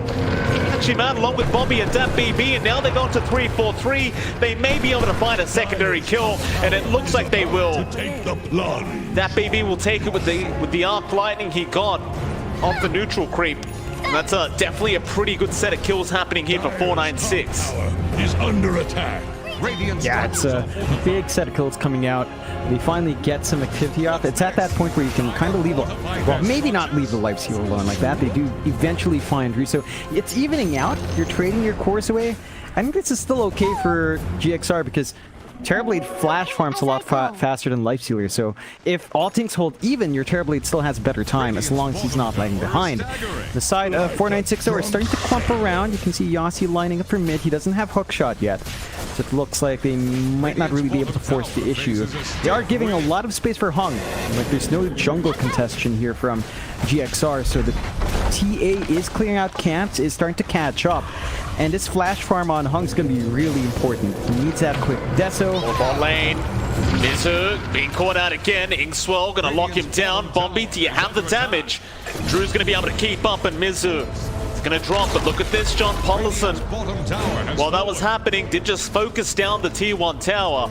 That's going to be a very early bottom tier 1 dropping here for the side of GXR. So you can kind of make the argument that maybe it's worth the death of Mizu there on the Lycan, just to be able to get such an early tier 1. And it's going to allow Pollison to start roaming around in the Enchantress now and maybe start setting up for that mid tier 1 tower that we do tend to see occasionally. And of course, if you take the mid tier 1 tower out for GXR, then that will mean that it's going to be a lot more limited as to where Hung can farm. And I think that may be the game plan here, is just shut Hung down, because you know you could probably deal with Drew later on in the Lifestealer. Yeah, that's really the key thing. Prevent the TA from hitting those item spikes. Hung, I mean, he's still not quite there, but you know, it's the start to that Desolator. It's the start to seeing whether or not he wants to blink or the Ags. But both of them still being really nice. I mean, the Ags takes more time, but the stats are great, and just having that ridiculously low channel time to go around the map is kind of busted. Like, it's actually so dumb when you see that in action. I remember people saying it was a bit of a joke, but when you and I saw it, I think from, was it God King or DD in China doing it? It should have been DD doing it. He was just all over the place, jumping around, and I believe it was Ame as well, right? Who initially went for those Ags builds-ups in TA. Now it's all over the place. People are finally seeing that it's so good, so we'll see if Hung opts for it. I think it's kind of sweetened up by the Ag shard, because you get the silence. It's just so dumb that you get an active silence on top of slow. That if you're caught out with no defensive item, you're probably just dead, but GXR are looking up top. That they are. That BB gonna get spotted. A nice stream core from Alacrity, locking 2 down. They try to block them off with the cogs, but it's not gonna matter as Mizu is into the backside after that BB. Your Doom still trying to run, but the Wolves might just be able to take care of it as they go even deeper. Yassi might try to turn here into Mizu. But no, it looks like he's not gonna be able to catch him out. Just too much time on the Wolf form, so they lose the Doom. They won't get any form of a trade going on here for 496. But on the brighter side, Drew is pushing out the bottom tier 1, and Hung was farming that whole time on the TA. So you are buying space for your other 2 cores. Yep, they're getting that needed gold injection out.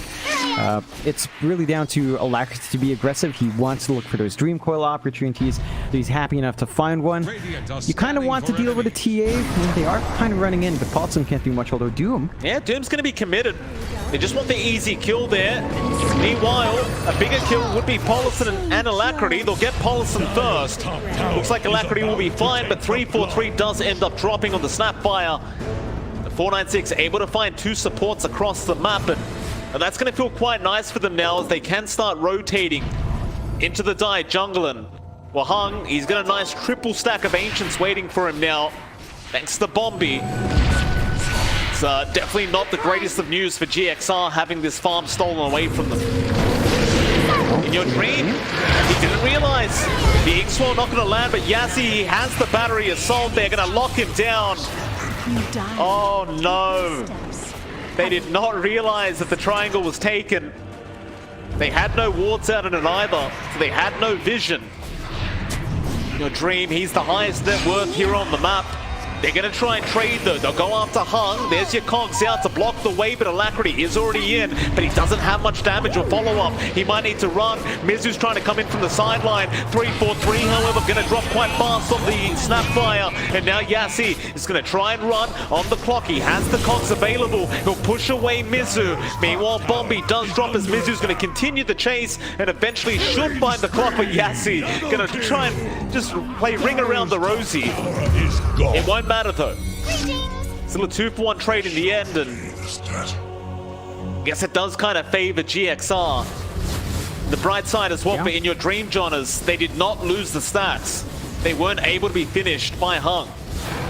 Yeah, that's really good news. In fact, it's softened up by Hung. So it's easier for the Terrorblade to clear it out. You're going to be very happy about that. And just go back to farming. You need more items on TV before he starts joining in. So the pressure's on Mizu and it's on Alacrity to be the ones active. They have been pretty proactive. Every single time the shapeshift is up, nice hook shot. Although very nice hook shot there from Yassi. Great rocket flare to scout out.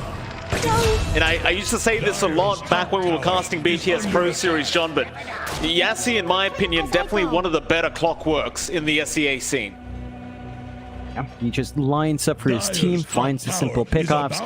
496, because of that, are leading the kill count 11-7, less than 1k, well, around 1k of a lead right now. Farm distribution for them is better, and they're running up to IYD.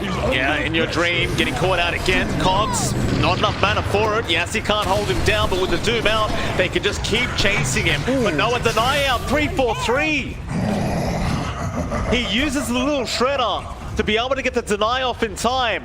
And he does lose his own life in the process, but you'd have to call that a bit of a win now for GXR, considering the Doom's down.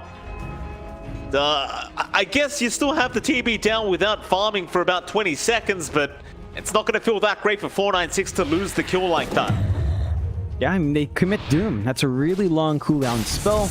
They don't get the result they'd want. So GXR, they're just playing the stall game. They're trying to make sure that 496 doesn't get too much from these trades. They're still trying to build up on pretty much 3 big farming cores. Like Puck, not as much, but you're still needing to hit these item spikes on Alacrity. You definitely need to farm a little bit on Mizu.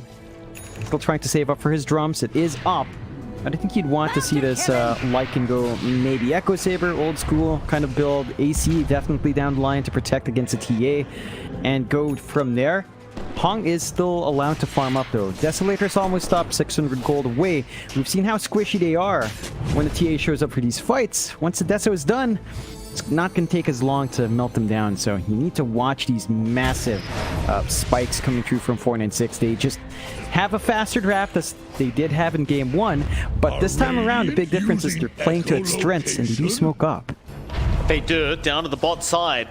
In Your Dream again, maybe caught with his pants down. He's going to run right into them. Yassi though, hookshot going to be on the illusion, but it won't matter. They've got the right target. In Your Dream, he could not sunder as the silence was there, but they got some nice coils into the Snapfire kisses. They will find 3 for their trouble. Yassi, he's going to be able to TP out in time. Just barely. Again, you don't want to lose your Terrorblade, but if you find 3 for that, it doesn't seem so bad. No, definitely not. Like, you kill off Hung, that's probably a bigger kill at this time. In Your Dream will still just go back and farm up, still hitting spikes. The big thing for 496 is that Drew wasn't there, so he's just solo pushing top. He's trying to clear out the tier 2 solo, get some farm going up. And Sanj is pretty much under. TPing in though. But they are, Yassi, gonna be there. There's your Grimstroke with a Stroke of Fate. They're going to keep just trying to go in onto Mizu. They'll get Yassi in the end with the Wolves, but obviously you don't want to lose Mizu like that. He's going to drop nonetheless. Now 496 into the mid lane, want to go after that tier 1 tower, and it looks like it's not going to be too hard of an ask for them. But Bombi getting a bit caught out there, trying to get some wards off. It's going to go down. They are still going to be able to secure that mid tier 1, however, and at least they got what they came for here, 496. Yep, it's a nice tower to take, opens up the map a bit more, allows them to invade that jungle with much more confidence, and it also opens up a bit more for Roche opportunity, which I think 496 should start eyeing with the Desolator up on Hung. They can certainly rip through it with a Lifestealer around as well. So they should set their eyes on Roche. You can see Mizu just scouting out in advance to prevent it. But that's going to be on GXR's mind all the time now. They know Roche is a big possibility, and looks like 496 will get started. Why the hell not? They just picked the Deso up on Hung. They're going to speed things up a little bit here, but the problem is the Wolves are scouting it out as we speak. GXR are very well aware of this happening. Mid lane is going to be a hook shot out onto the puck. They've got him silenced up as well. Lacrity is going to drop very early on. Kisses are out the Roshan pit. That BB, he might die if one more connects, but no, they can't get the last one. Now Drew's running in onto the snap fight, but look at the damage output in your dream, just getting the work done. But the Infest is going to save the days. Now Lacrity does move in, but he needs to find a coil target. He'll get the supports off towards the south. They'll go back in onto Bombi. That'll be your Grimstroke gone. Yes, he's going to try and run as Bombi. He's going to buy back. Yassi though, dropping so down low, does drop, but you're Hung now. Moving back in, Drew. He gets rid of 3-4-3. Drew's going to try and run. It's so much damage. Hung is going to get a lot of damage taken his way, but the Doom came out. They've got the puck controlled, but can they get the big one? Can they get the TB? Well, maybe if he can't Sunder, maybe they can, and they will be able to get him. In fact, they'll keep going now. That BB going to keep going onto the Snapfire. 3-4-3 is going to try and cookie away, but Drew is on the chase. Eventually, they will be able to get him. In fact, Paulson came back in, but Yassi, he held the hook shot. He waited for the right time and is going to be able to get Paulson. That's a triple kill out for Drew. And in your dream, he's comping a lot here, John, with this TB. Like, he has so much damage. But they keep the battery assault and the silence on him, and he can just never commit the Sunder. Yeah, it's tricky. It's tricky right now for In Your Dream. He has no defensive items. Every single time he gets caught out like that, it's just kind of done. They tried to get some good spacing, and they were initially. The buybacks just work out there for 496, and the Roach is going to be cleaned up. So you get the first Aegis on their side. You can easily pass it onto Hung or Drew. Probably just going to be on Hung, just to protect that TA, although maybe Wolves can deny. Nah, too late. They tried. They're not in time, though. It's like Hung was ready for it just in case. The game definitely looking to go the way of 496 right now, and obviously with this draft, we didn't really have much faith in the Lifestealer. But the way that this support duo from 496 has just continued to haunt In Your Dream has made it that he is falling quite significantly behind in terms of net worth. And that's the thing, if he's gonna try and infest and run. T-Trip's dropping quite low, but he has health now. That BB's gonna move in. They'll try to turn around. Hook shot there from Yassi. They'll lock down Mizu. Oh, so close yet so far. The tips come out from Mizu. They're having a laugh. Now Hung's gonna move in. 3-4-3 being caught out. Cookie's a creep. I think, I'm not sure what he was trying to cookie there, but that definitely was not the target. No, just pickoffs coming through for 496. We're really starting to line it up. Very aggressive chase. Like there's still that tier 1, so there was still a TP point for 496 to defend. And now they've got a massive 7k lead. GXR aren't falling too far behind on their Terrorblade. Everyone else is lagging behind. Alacrity stuck on the Witchblade. Mizu is stuck in the drums, not able to go even into the Vlads. And the slower this game goes, you still feel nice, but your map is shrinking. 496 is playing with that spike quite nicely. Yeah, Bombi, he ends up going down to In Your Dream at that bot side. In Your Dream, he won't be able to commit towards that tier 2 bottom tower, though. Just understanding that everyone's just kind of gone missing now, he needs to be very cautious. Meanwhile, Drew just continues to farm up very nicely, and that BB is going to be scouted out. Cookie is going to be on target, and they will lock him down with the coil and the kisses. They just want him gone. They will get him. The mid lane, though, Hung does manage to kill off Paulson. So you do get a little bit of a trade there for 496, but it certainly was a much more valuable trade for GXR. And this is getting worrisome. Hung is just about to finish his Ags. So he's going to have that mobility on hand. If he manages to get the Ag Shard next, he's going to have a silence on top. You still have no defensive items for In Your Dream.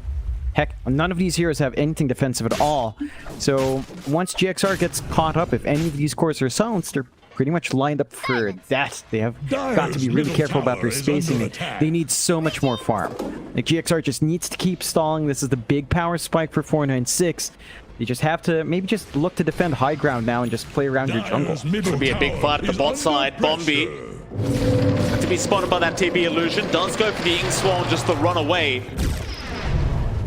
Hung is going to make his way over immediately, and there's that mobility you talked about. He does have the axe, a hook shot down a bot side. They found Mizu, but the cookie away. He's going to be there, and Yassi didn't really have much help anyway. He was going in by himself. The GXR not really realizing it, do just back off, not trying for the clockwork kill.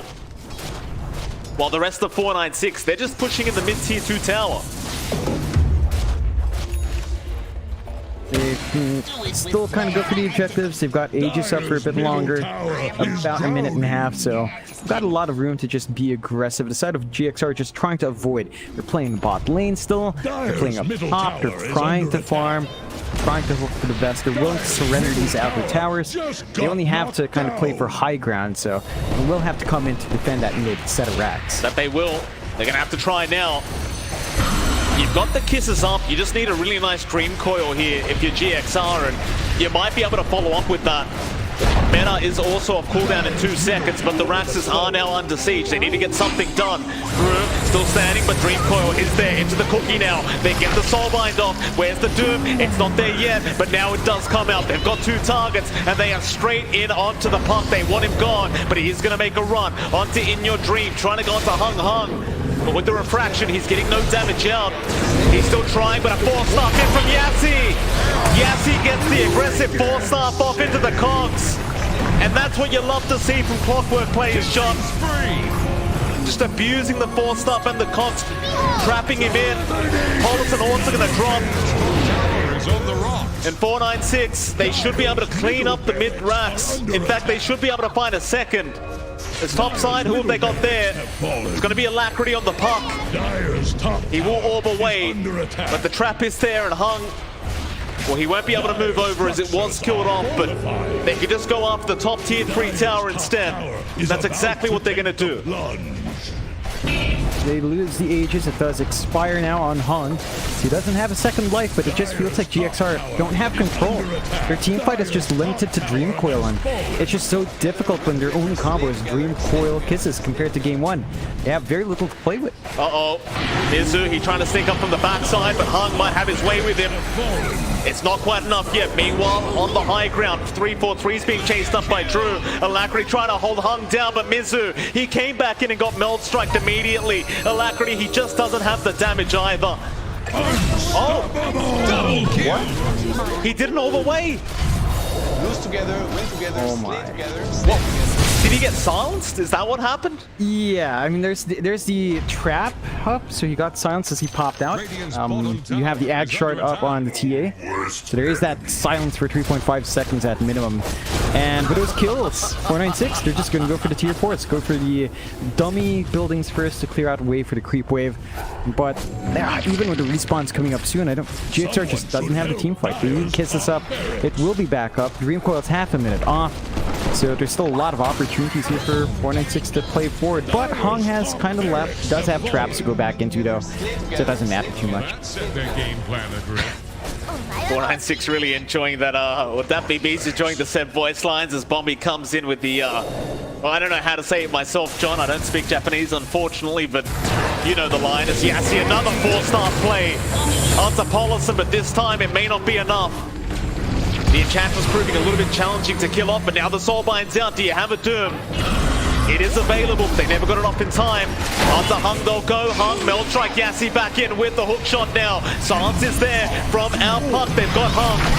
But Mizu does drop in the process, and now the Life Stealer Infest is there with the Doom out. They'll kill up In Your Dream. 3-4-3 is going to try and run out of here. He'll cookie up to the high ground. Still have Alacrity playing around here with Bombi. It's like he's going to be all right to make himself out. No, he's still here. I thought he orbed away. He went into the neutral creep now, and Hung is going to get him with the trap. And that's the second time he has chosen not to orb away. I believe that time it was not a silence that was out, but I can't be 100% sure. But I'll tell you what, these silences have been pretty on point from our TA.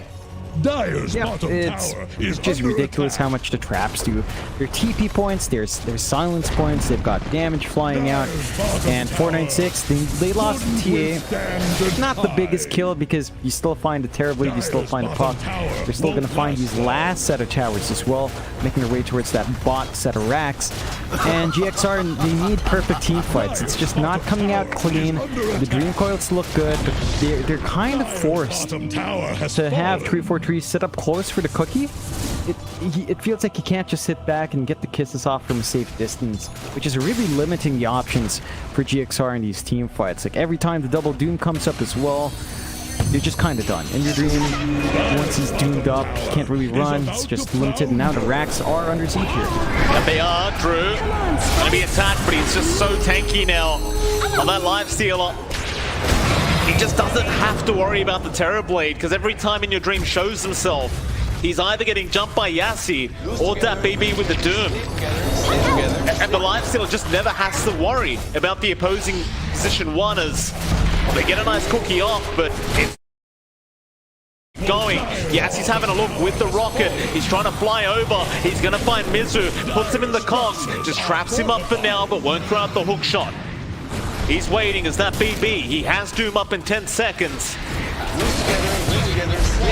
In your Dream, he's going to be spotted. Yassi again with the jetpack is going to move in, and then just soul bind out another cog sound down Paulison. They'll try to hung though. The TA losing the refraction charges, but they've lost Mizu. Doom is down, however, so maybe In Your Dream can fight back, but he has to be worried because the hook shot is still there. Onto the backside, they find Paulison, but the buybacks aren't going to come out immediately. They'll try to fight one last time. In Your Dream does get the Sunder off onto Drew, but the Infest is out onto that BB. He will survive another day. Onto In Your Dream, they will get the Terrorblade. They have the buybacks, but they are going to call it. They have had enough, and Drew, he isn't an ultra kill, but he's not going to have the time for a rampage. The GG call is just a bit too early for him. It won't matter though. This is going to force us to a game number 3 between 496 and GXR. And God, I love.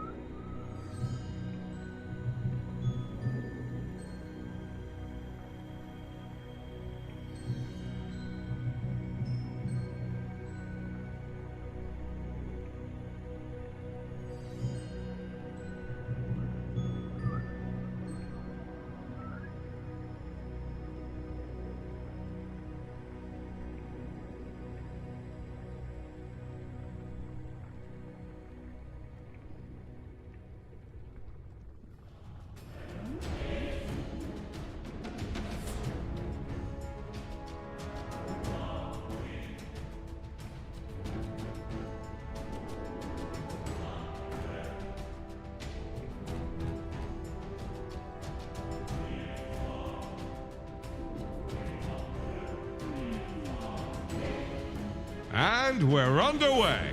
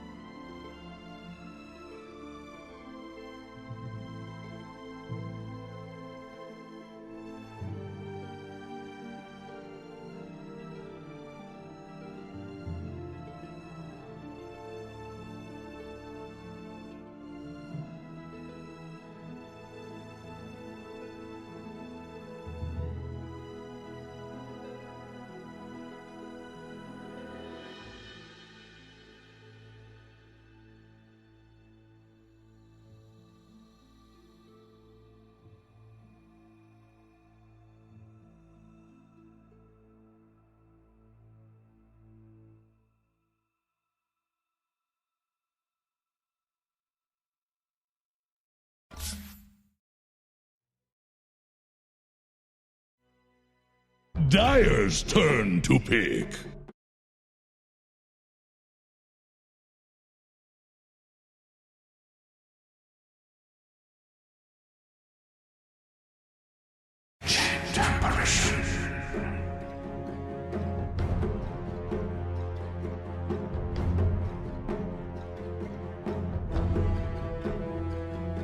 Radiant's turn to bat.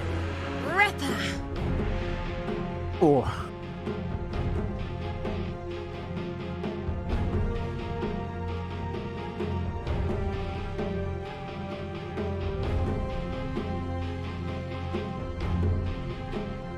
Ten seconds.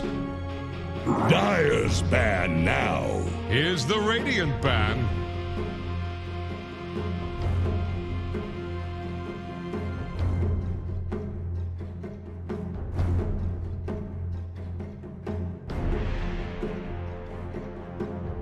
Yeah, I think it's potent already though. Like, you've got the combos with the Phoenix. If you get your Bushwhack off while the Phoenix Egg's going through, you're probably not going to be able to break it at all. In fact, you can force them to clump around the egg, drop a tree with the Acorn Shot, and just get them stuck. So the synergy is there for 496. It's kind of strong coming through. GXR, they start with their supports, I'm assuming. They go with the Earth Spirit and AA. You could maybe run Earth Spirit mid or off, but we don't tend to see it too often.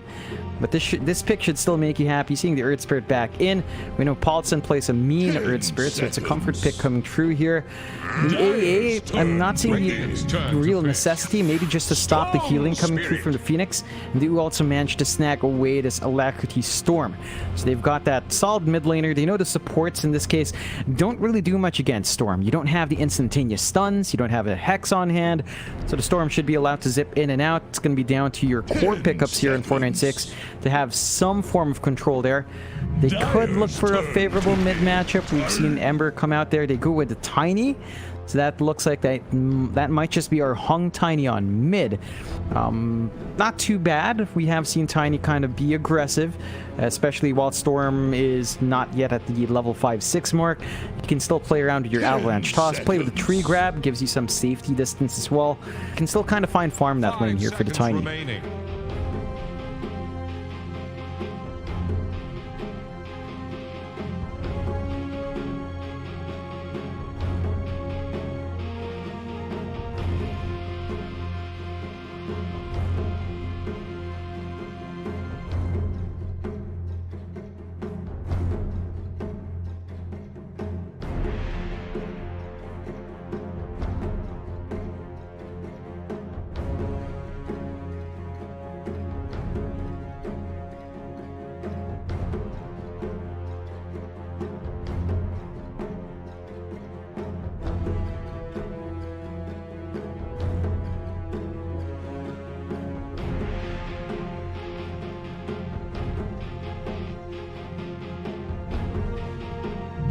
Something with natural spell immunity would be good. A Jog is safe. They go with the DP first, so that does look like our Mizu here on the off lane. Gives them push here on Galaxy Racer's side. Doesn't really deal with Phoenix Egg, so none of their heroes are really an answer to the egg yet. They might just look again, maybe a Jug last pick to fix that up. 496. Seeing the DP, it's still really nice in the off lane. You can still kind of build up, right? Like, it's still hard to harass out. But it definitely doesn't feel as dominating in that lane anymore. You can still kind of bully it out if it's not careful with the positioning. So there is some potential there from 496. Probably just going to look for the Drew hero again. If they want the Lifestealer, it could work. I mean, spell immunity on hand for 496 is good. You do have a vehicle, and I suppose the Phoenix with a dive, or the Tiny if you want to just play with that blink combination. Otherwise, they might be eyeing the Bloodseeker again, just because that's something Drew plays a ton of. Can kind of be nice against Storm. The Rupture doesn't do much, but if you can somehow land the Silence out, the Bloodright with the Avalanche Toss, then the Storm Spirit's kind of stuck. And we don't tend to see Storms go for defensive items at all. So you're always going to be able to get that off somehow and shoot air for Galaxy Racer if they're not ready for that.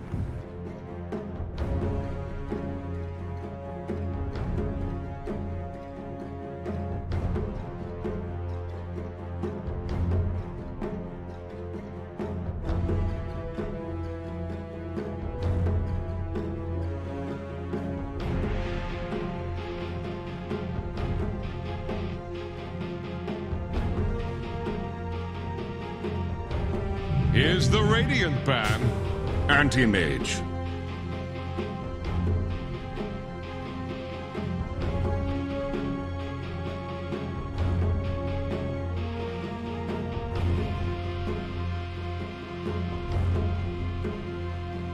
The Dire get a ban.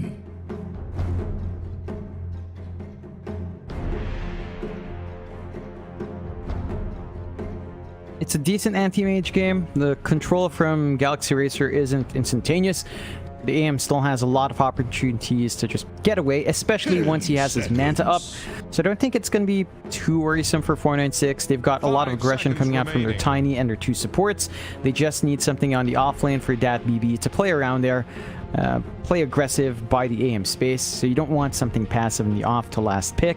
Back to the Hoodwink. I did just check quickly, at least from what I can see, it hasn't been picked up in lower or upper div in Southeast Asia. I think we've seen it from our end, we've seen it in OEDL from the Southeast Asian teams in the Fall Invitational and some of the Australian teams as well. So in that case, yeah, we saw it once or twice in NA. So in those cases, I think it's been okay. I think in the OEDL, it's been performing a bit better. So if 496 were watching those games, we're running it in scrims, this should still work out nicely. Love that they ban out the Jug. That's really the only hero that can come in here and make some sense against the Phoenix and Tiny. So you're going to have to look elsewhere now for GXR on Spell Immunity. Maybe they could try the Life Stealer themselves or the Spirit Bomb on the Storm. 496 go into the Tide, so it's just all the combinations now. Ravage plus Egg, you've got a lot of early aggression coming through. The Tide Hunter is going to enjoy most melee matchups in his own safe in that off lane as well, so GXR will have to watch themselves. There's a good pace here from 496. They can play around, and once they have that blink up on the Tiny, they will look to buy that space for the AM.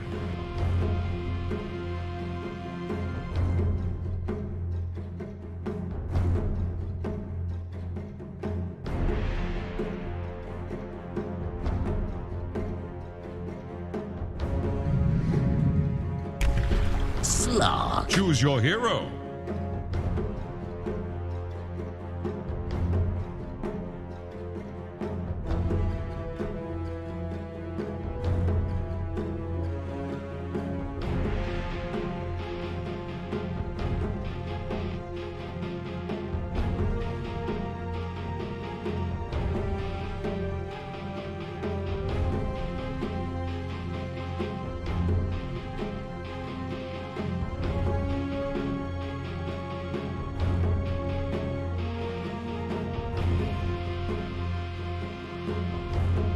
In terms of drafting, I'd say it's leaning towards even, maybe just slightly better for 496. I think their team fight's just a lot stronger here because of the Ravage Egg combo and even the synergy with Bushwhack and Acorn Shot with the Egg on top from Yassi. They have a lot of ways of locking heroes down. For Galaxy Racer, they do have to kind of play around with the DP EXO, so we need to see them go from fights to push, take some towers out, start to try to prevent this AM from becoming way too big. Once Drew is up and running, I think the core matchup against Slark, it's not bad for Slark, but the big issue here is there's so much AoE damage from 496. They've got Avalanche, they've got Sunray, they've got the break from Hoodwink. If you land your shot, you're not going to get that passive regen on the Slark. So there's a lot of ways for 496 to just kind of fight back here, and I think they have more openings to abuse the draft coming out from GXR.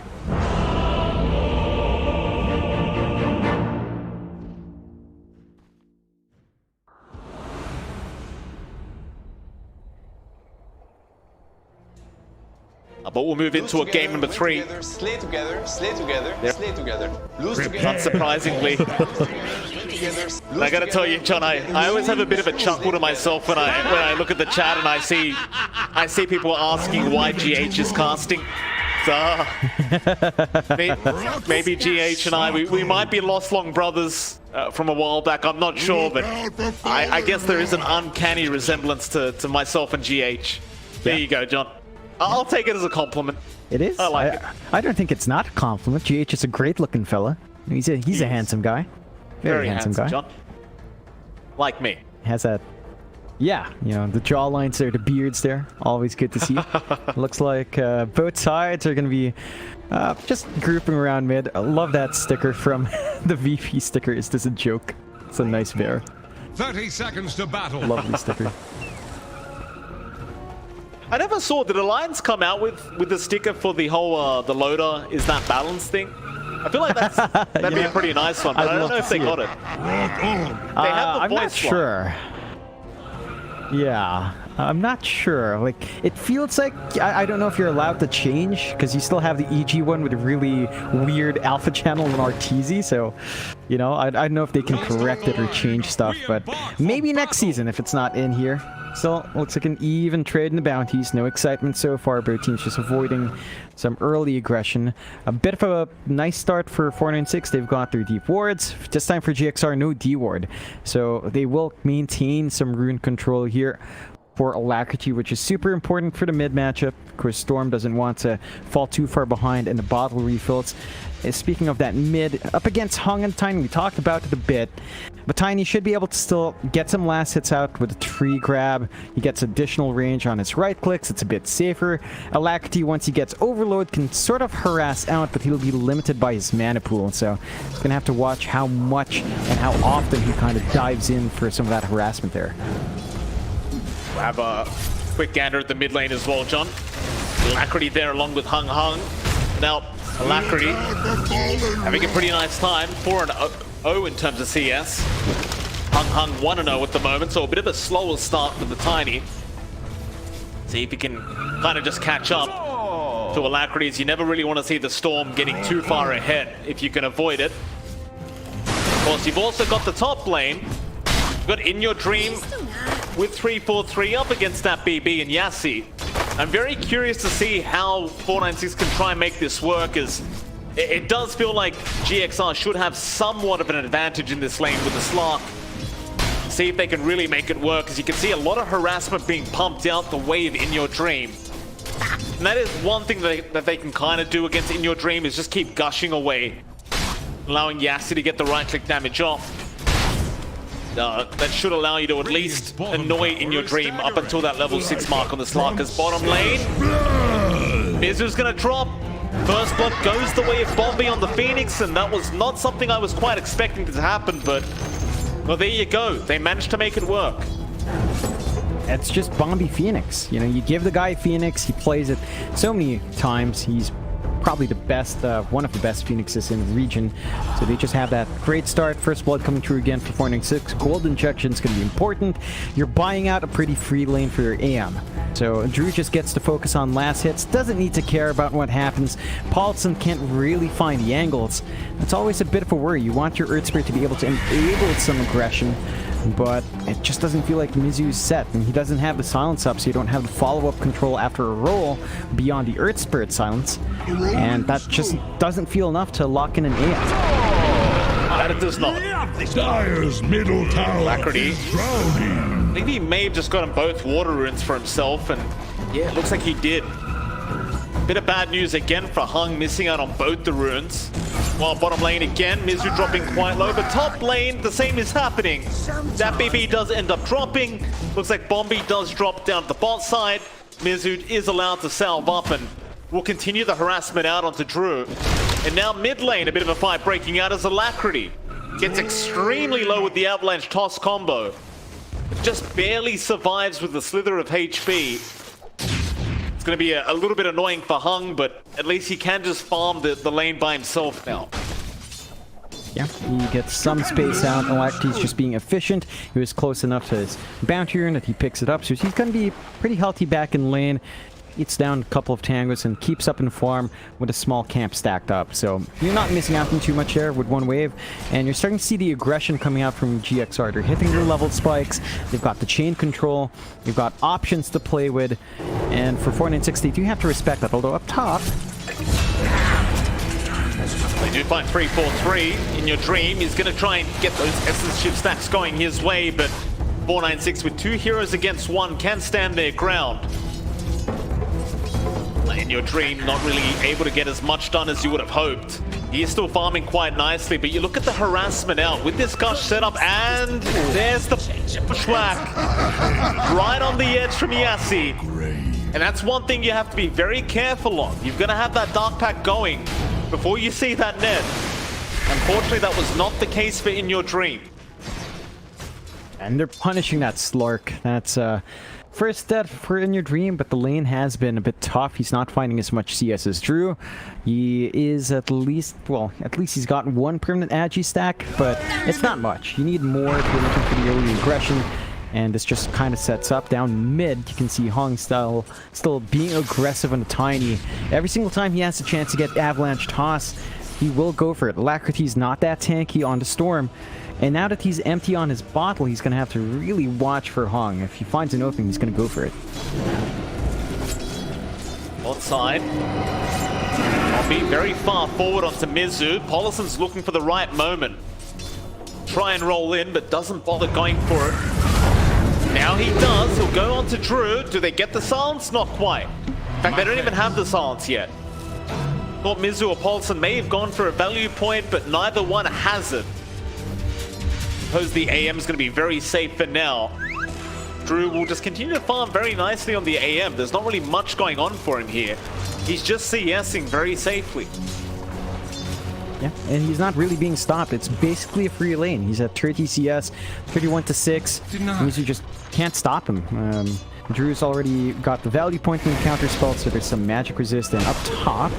Yeah, there's the bushwhack again, and once that locks you down, it gets very hard to try and get away. But In Your Dream is going to try and help out. The acorn shot not bouncing the right way. Yassi into the tree line. They do break the trees. They get the cold feet.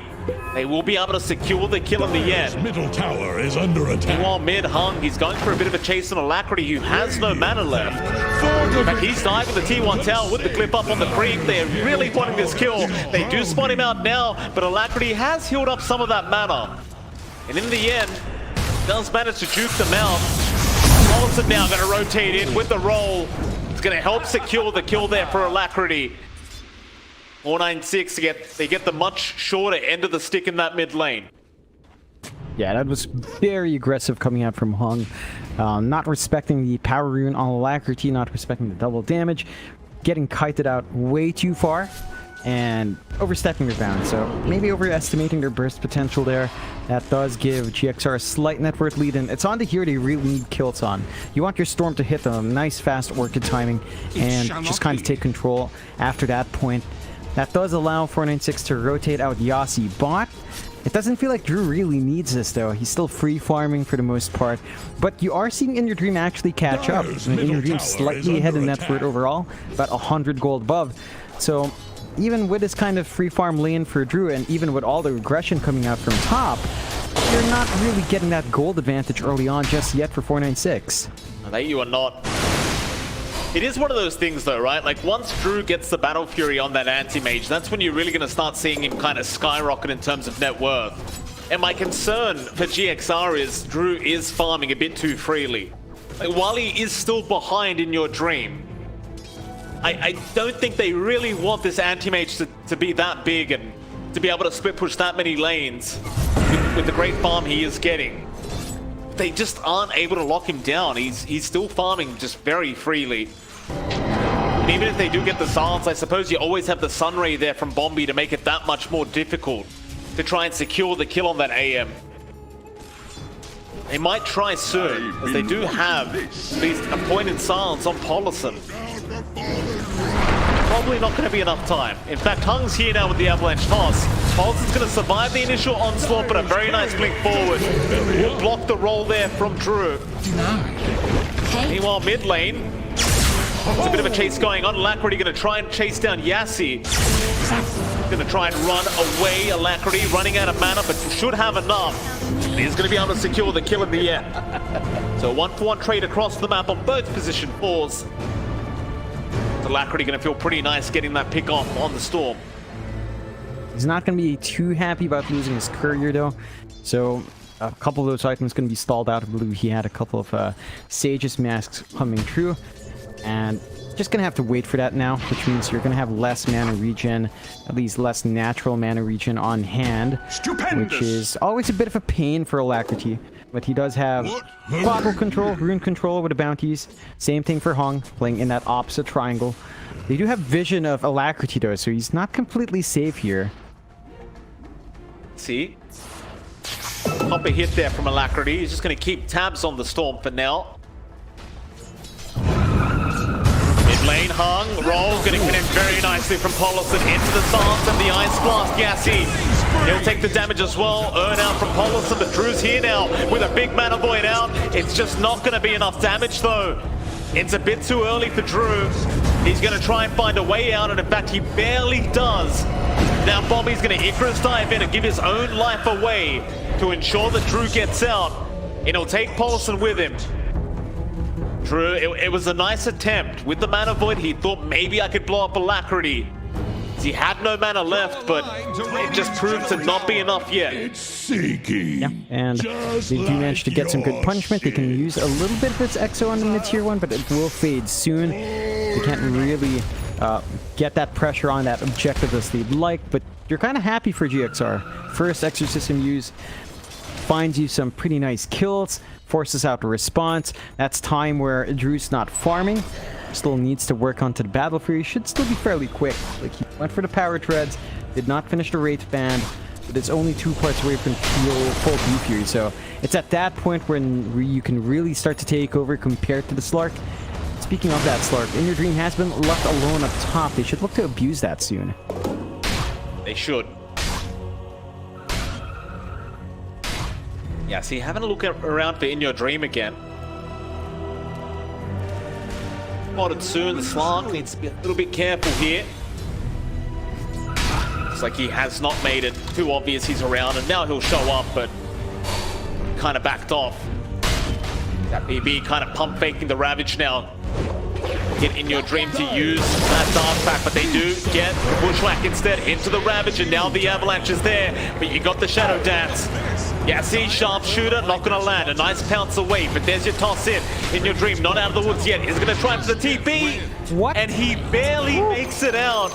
The tree does not connect onto the body of the Slark. Dire's top tower is under attack. And that BP, I would be mad too if I was him, because that tree toss, it looked like it made it in time. Oh yeah, that was maybe one frame. Now we're gonna roll back in. That they do with the silence out now from Polison to lock down Hung. They will at least get a nice Bushwhack off. It's just not going to be enough though. That's a big pick off on your mid-tiny. Alacrity, he is really starting to become a problem now in this Storm, as he's going to have that Orchid up soon. And once that Orchid's up, even heroes like the AM are not going to feel very safe. Won't have anything to really counter out the Orchid. With the Mana Void, you're not really going to want to try and fight back into the Storm with that silence. No, it's a massive risk, and oh, Bombi. Not enough mana on Alacrity. I don't think he'll keep the chase up, but 343 does run into him now. Bombi still has the Haste Rune and Icarus Dive. Does end up catching out the roll into the egg. What a nice sharpshooter from a mile away, but they probably will still lose the egg. The Bushwhack was not there in time. Had that Bushwhack landed, they may have actually had enough damage to clear them out. But the egg does go down beforehand. Still Hung is dead. Nice blink from Hung does ensure they get the Storm kill in the end. That's what you want to see out from 496. Yeah, they get the good punishment off. They get the Storm kill to even out when Hung died. And this is that spike for the Tiny. He gets his blink up. He's going for the Eul's next to have some sort of a dispel on hand from the silences and prevent them from just really holding him down with all those silences on hand. So you're big on the Tiny. This is when you need to look to make plays. Maybe look for the next egg as your timing for forcing a big team fight. GXR can't afford to just really sit back here. All this time they've been finding those other kills. Drew's just free farming. His Battle Fury is just one part away. About 500 gold. And there's another blink up in 496. Dat BB's got his ready on the Tide. They will have to look to play around with that, and they're already lining up for top. They do, Polison. Get caught out, Hung. It's there, the sharpshooter will be enough from Yassi. From the backside, though, they are going to group up now onto Drew. They love the AM, the counter spell. Going to be there in time. Alacrity still having a look. He's not going to be able to find the one he wanted, but he will get Bombi, and they might even find Yassi now. He'll try to run through the tree line, but he actually might make it out. Hung, he's in with an avalanche. And the pushback again. In fact, there's your Mana Void and the Ravager from that BB. Be enough to lock down Alacrity. Mizu gonna try and run with the Spirit Siphons, but Hung is gonna chase him down. He has the Avalanche toss combo in just a second, and he'll get the toss back on the DP. Mizu, he's gonna pop the ulti and really try to fight this one out by himself. Paulison has joined in. He'll chase down the Tiny. Does he have enough damage though? They'll get the Magnetize off. It might just be enough. The egg is there, but they'll run out of range. Paulison is gonna roll away. Mizu has been caught by that BB. The Sunray doing quite a bit of damage. Mizu though going to turn around with the Spirit Siphon again. And now In Your Dream does join in. They'll fight the Tide Hunter. And somehow Mizu survives through it all. I thought that was going to be a very bad ulti, but they could not burst him down in time. Yeah, that was on the edge. Very even in terms of the heroes that did die. 3 for 3. You are slightly ahead there from GXR, finding those kills, so you find the punishment, you hold on, you get at least an additional stack in Your Dream. He only has 2 permanent Agi, not the most aggressive Slark so far, but he has his Diffusal up. So you can look to play, you can look to force out some movement with the Inhibit, and try to hunt some heroes down if they want to. And they should be aware, without Ravage and Egg, 496 are not going to be keen to fight in. They could look to make something happen in this downtime. GXR look like they're the ones who want to fight. Down a bot lane, that BB. Perched up.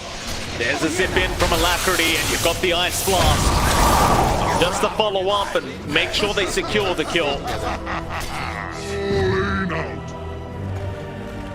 Up there for GXR. Dire's middle tower is under 496, they're going to start grouping up at that top side of the map and try to get that tier 1 tower going down. Dire's top so Drew will be able to get it done by himself, and they might even get a little bit greedy here, starting to move into that tier 2. I doubt they'll fully commit though. If you're Drew right now on this anti-mage, you're just kind of focused in on farming that Battle Fury, and Radiant's bottom tower might try Paulison. He's stuck around. They do go for the greedier play, and it is going to work out. They blow him up. But while they did that, the mid tier 1 is about to be pushed in. Radiant's bottom tower faces a It may not have enough abilities off cooldown to actually be able to try and defend this. Radiant's middle tower. In fact, Ravage did just come off cooldown, but now that BB's in danger, they make the jump in, and there goes your Ravage. In fact, they found Bobby as well. You don't want to lose the egg like this either, but they have no choice in the matter. And now Hunt's joined in, 1 by 1. They'll march down into the mid lane, but it is not going to be to their victory. The Yules is out, they get the pounce in, and that'll be another one. Hung will drop on the Tiny, and well, that was just not the way to do it. They just walked in single file. They get cleaned up. Not the way you want that defense to go. With the respawns coming up shortly though, they will have Ravage and Egg. They could still make it in time for the defense, and GXR might have to be a bit cautious and over-committing for this push now. Still got the Exorcism up. They're just trying to hold on to it. Maybe use it later on for another tower, or maybe even a Roshan. Yeah, they're going to leave it. They'll force everyone from 496 to go into that mid lane. Eventually, 496, they are going to smoke up. So they want to try and use this timing. Try and get something big done, but we are going to have a quick pause out from Yassi, as it does look like he might be struggling from some net issues. Still, it is a very close game, but with the way GXR is going right now, with that 3k net worth lead, you've got to start being a lot more careful if you're 496, because Drew is just not anywhere near farmed enough yet to really be that impactful on this anti-mate. He still needs a lot of space out. Working towards a Manta, that's going to help with a lot of silences. Have that, maybe you show up to a couple of these fights more often. 496, they could also set up for the Roche here. They have the big advantage in fighting that tight spot. I mean, GXR has some AoE control with the Ice Blast, maybe with the silence coming through from DP, and I guess magnetized from the Earth Spirit, but it's nothing like a Ravage Egg. So if they wanted to actually completely force that, they could go in. They're just going to lack damage without the AM, so that means Drew will have to commit as well, which is risky and not quite what the AM wants to do. They could look for a pick-off. They are smoking a blind here. They don't have vision in that top jungle, so they're gonna have to count on luck. And Mizu is sticking around. They could try to punish him if he oversteps, but just camping the pit. Seem to think maybe the Roshan was going to get started here, but 496, they're going to move their way up towards the top lane. Mizu is pretty much the only one showing on the map right now, so it's their only option. The only problem being, though, is he is by the tier 2 tower, so they could rotate if they try for this. Mizu will get jumped on now. That baby does commit the ravage. He is still alive, though. Mizu is not going to drop it now, and Your Dream comes in right on the Phoenix. Can they burst the egg down in time? And Your Dream is trying, and he does get it done by himself. In the end, Mizu, he does drop, but for what cost? More coming in now, Hung. Avalanche toss is going to land in Your Dream. No Shadow Dance is going to drop, but now they'll try to go on to Drew. He just blinked in, but it is going to be on cooldown again, but they get the silencers off in time with the Magnetize. It's not going to be enough damage, Drew. He will still be fine. Instead, back onto that BB they go, but that BB, he will stand his ground as Drew comes in for a Mana Void. He will get Policy with that Mana Void damage. Alacrity, he is completely out of mana now. Great kiting around from 496, and Drew just blinks right into Alacrity.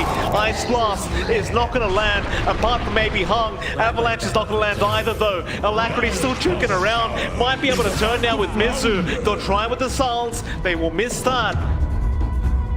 Looks like Drew has already made his escape out, and somehow Hung jukes his way out of the tree line.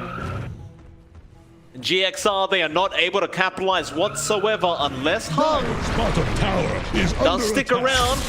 Gets the Avalanche toss, tries the TP. Alacrity, he did not have the mana for the Vortex. Bottom tower is about to flounder. Really unfortunate. Would have been a nice pick off towards the end. Very back and forth fight. 496 holding on to some heroes. Drew again showing up early without the Manta, but they don't have enough Magic Burst to really sure Orchid damage comes through. Drew has max counter spell. He's got 45% magic resistance up with resist. Gonna be too excited here, John.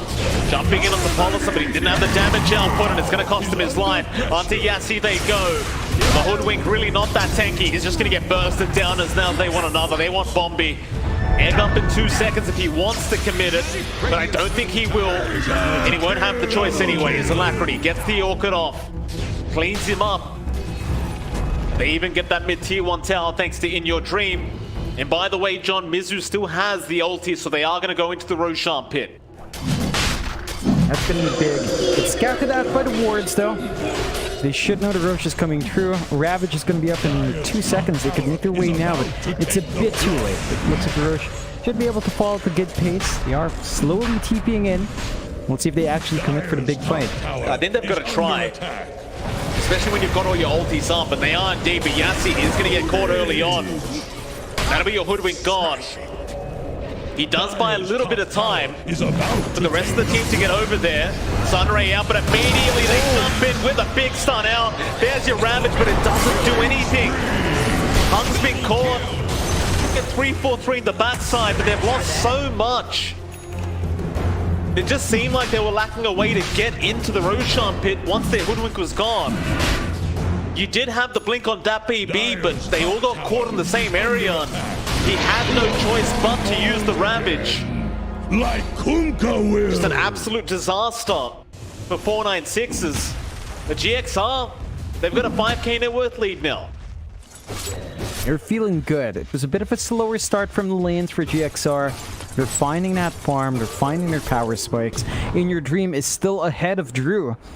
And we were talking about the AM overtaking once the Battle Fury is up. It's not quite there. Drew's been forced to join a couple of these fights, forced to come in for the Mana Void. It's not enough. He's been caught.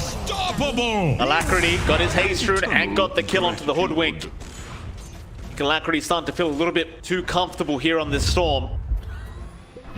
As we've kind of noticed, John, Drew, he's been trying to join these team fights, and he does manage to usually get a support kill, but The big one he wants is Alacrity, and he's going to be spotted now into the silence. He does counter spell and blinks away, but they have the roll back. It's still hung. Going to jump in with an avalanche toss. Onto 3-4-3. The Icarus dive, the egg in the backside. Alacrity. He can't get rid of the egg by himself. He needs some help, but the Yules was there. The stun is out. Do they have the damage to burst him down? Not quite. The kickback to the high ground. It may have been enough. They'll try and turn hung. He's trying. He will get the Aegis, but it is only going to be the first line. GXR once again still coming out on top. The best that 496 got out of that was the Aegis on the Storm, but it's not going to feel worthwhile. Not when you lose the AM and the Tiny. And now your tier 2 mid tower is under siege. This is scary. Exorcisms pop. They've got to fortify the creep coming in. No. Oh, boy. They've lost Yassi too. He was trying to split push the bot lane, but Alacrity on the Storm, he's just too farmed up now. He could just be anywhere on the map. Middle tower just keeled over. Nice blast. Comes in, Mizu. I'll take that. Got 4-staffed in by Bombi, I believe, but we'll back off. Yeah, it's a bit scary now for 496. You still need more farm on Drew. Like, the Manta alone's not enough to save. We saw that the follow-up control, the stacking of silences from GXR is really on point. They're disciplined about their execution. They know what they have to do to stop an AM with Manta. They've got the BKB up on Alacrity. There's a smoke play coming through here from 496. They don't have Egg, but they've got Ravage. They need to make something happen in a clean fight here. Try. No exorcism up. This could be the time to go. 496 still smoked in that mid lane and looking towards Mizu, but the smoke is going to break on Hung. Drew just straight up blinks in, trying to bait them forward. But GXR, they don't take the bait. Instead, they go for the backside. Onto Yassi again. The Hoodwink's gone. That BB has the Ravage, but the BKBs are out from Alacrity. They are going straight after Bobby instead, and now that BB gets hit with the Ice Blast. Onto the Tiny, they go Hung. Gonna try and find a way out, but there is no way out. He's gone. Double kill. Very clean kind of game here from GXR as they now move on to the high ground. And there isn't really much in the way of stopping this tier 3 tower from dropping. Thanks for that. Yeah, they don't have the defense. Once the respawn's up, they've got Ravage and Egg. They might just have to drop that tier 3, maybe the melee racks or the range racks as well before that can come in. And just kind of forced in an awkward spot. They smoked, they couldn't find the opening. GXR was in the right angle to counteract, and they just clean up from there. Alacrity with a BKB holding off the Ravage use, and yeah, they play it safe. They just pull back up to the melee racks. They don't opt to play greedy. They know they've got a big lead here. Gotta be careful. Polison's having a look around. They saw him take that tier 1 mid tower. No, he's gonna be fine. He'll just blink right away into the jungle again. Not much he could have done to really help in the defense. Now the side of 496, they're going to start moving in. What they can get done here. They've got all their ultis up. It's just so hard to expect them to be able to find a pickoff. Especially when you've got 2 BKBs up now on GXR. In fact, make it 3. Got one now coming out in your dream. Still on the courier, but they might start the fight early anyway. They just don't seem to need it. Khan gonna be rolled on Polison. He gets a double silence off into the Ice Blast. It's gonna fly through, but it does connect onto the Tiny. That's gonna be him gone again. Who else have they found? They're chasing down that BB. Roll. It will connect. Nice easy line there for Polison. Your dream. Back 3-4-3, the one to take the kill on the AA. But that BB is just trying to keep himself sane with these voice lines, but is about to take the it's not looking great for them, that's for sure. Oh yeah, I mean, they're trying to split push with Drew at the least, and they can't really go for the top lane or even the bot lane because they're still tier 2. So the side of GXR can't really progress on the high ground unless they go back further. Just a range rack doesn't feel worthwhile. Get a bot tier 2, maybe look for more. They are starting to go back though. They know they've got to take care of this AM problem. They'll find out the mid AM is an illusion. Bombi gonna sneak into the backside. However, they found Drew. They get the stun off. They have the follow-up. Bombi tried to help. He goes for the Icarus Knife TP out. Faces a stiff win. Oh, a bit of panic here from 496. Under attack. It's just not looking great. 15k deficit now for the Radiant side. It's so hard to imagine them being able to come back now. Stay together. The best they have is someone like Drew being able to split push the other lanes. Tung is trying to do that roll on target, but wasn't going to reach anyway. Now GXR, they definitely want that bottom tier 3 tower. There are buybacks and the respawns are low, but I think with all their ultis up, they should feel confident to move in. Unless they want to wait out the next Roshan, which is also a possibility. And it looks like they are going to go ahead and push out the top lane instead. I think in this case, fighting high ground into 496's full roster is still scary. You have to worry about Ravage, worry about Egg. If they actually use those spells properly, it can be a bit messy for GXR, especially if you can't preemptively pop your BKBs. They're just going to go for the safer play, clear out the top lane, ensuring that if they do win a team fight, they can go for more objectives and not just stop one, or at least open up the map a bit more. They've been, again, you'd love to see this Phoenix die immediately, and they do. Bombi just never has the chance to be able to get that egg off in a team fight anymore as Hung gets a throwback onto Polison, but nobody's blocking the roll. Top tower is on the rocks. Just rolls right out of there. Lose together. Gives Bombi the tip for some reason. Poor old Bombi. Man's done nothing wrong this game, but he's just confident now from Polison. Oh, yeah. 496, they're still going to be looking for an answer. Dire's middle tower is under attack. Yeah, I mean, they're trying to get Drew to do this AM thing now, running around, split push, force the waves back and cut some creep waves so not too much objectives can get taken out. And he does have his full Scotty up, so it's a bit better here for Drew. He still needs more. Like, Scotty's nice, you need a lot more in AM. You want to really be 6 slotted before these major fights, although... Yes, he's been caught. Ice Blast not going to land. It will onto that BB instead. Ooh. The toss back, though, will save the day, and they will just force staff out. But Polison, he's right in onto the high ground, and now they might just take the fight. Why the hell not? Magnetize. It's going to be popped. Hung is still dropping quite low, but he's going to survive on 14 HP. Hung, no, he does die. A big Ravage, though, with the egg. They do kill off Polison. Mizu dropping on himself, but he's still alive. The Spirit Ciphers just healing him up. They end up getting that BB. Drew is trying so desperately. He does get the DP in the end, but he's been leashed up with the cold feet. He's going to trade his life away for that. Are you ready to run? Oh, it just took too long to get Mizu. Middle barracks getting what they Yeah, deserve. basically a solo Ravage Egg. They commit onto one. They already found a support kill at that point. And they're just going to be able to clean up the racks, go for the top, go for the bot if they want to. And without these big spells, the defense from 496 is just isn't good enough. Yeah, they just call. They know they can't fight. And GXR, they managed to bounce in.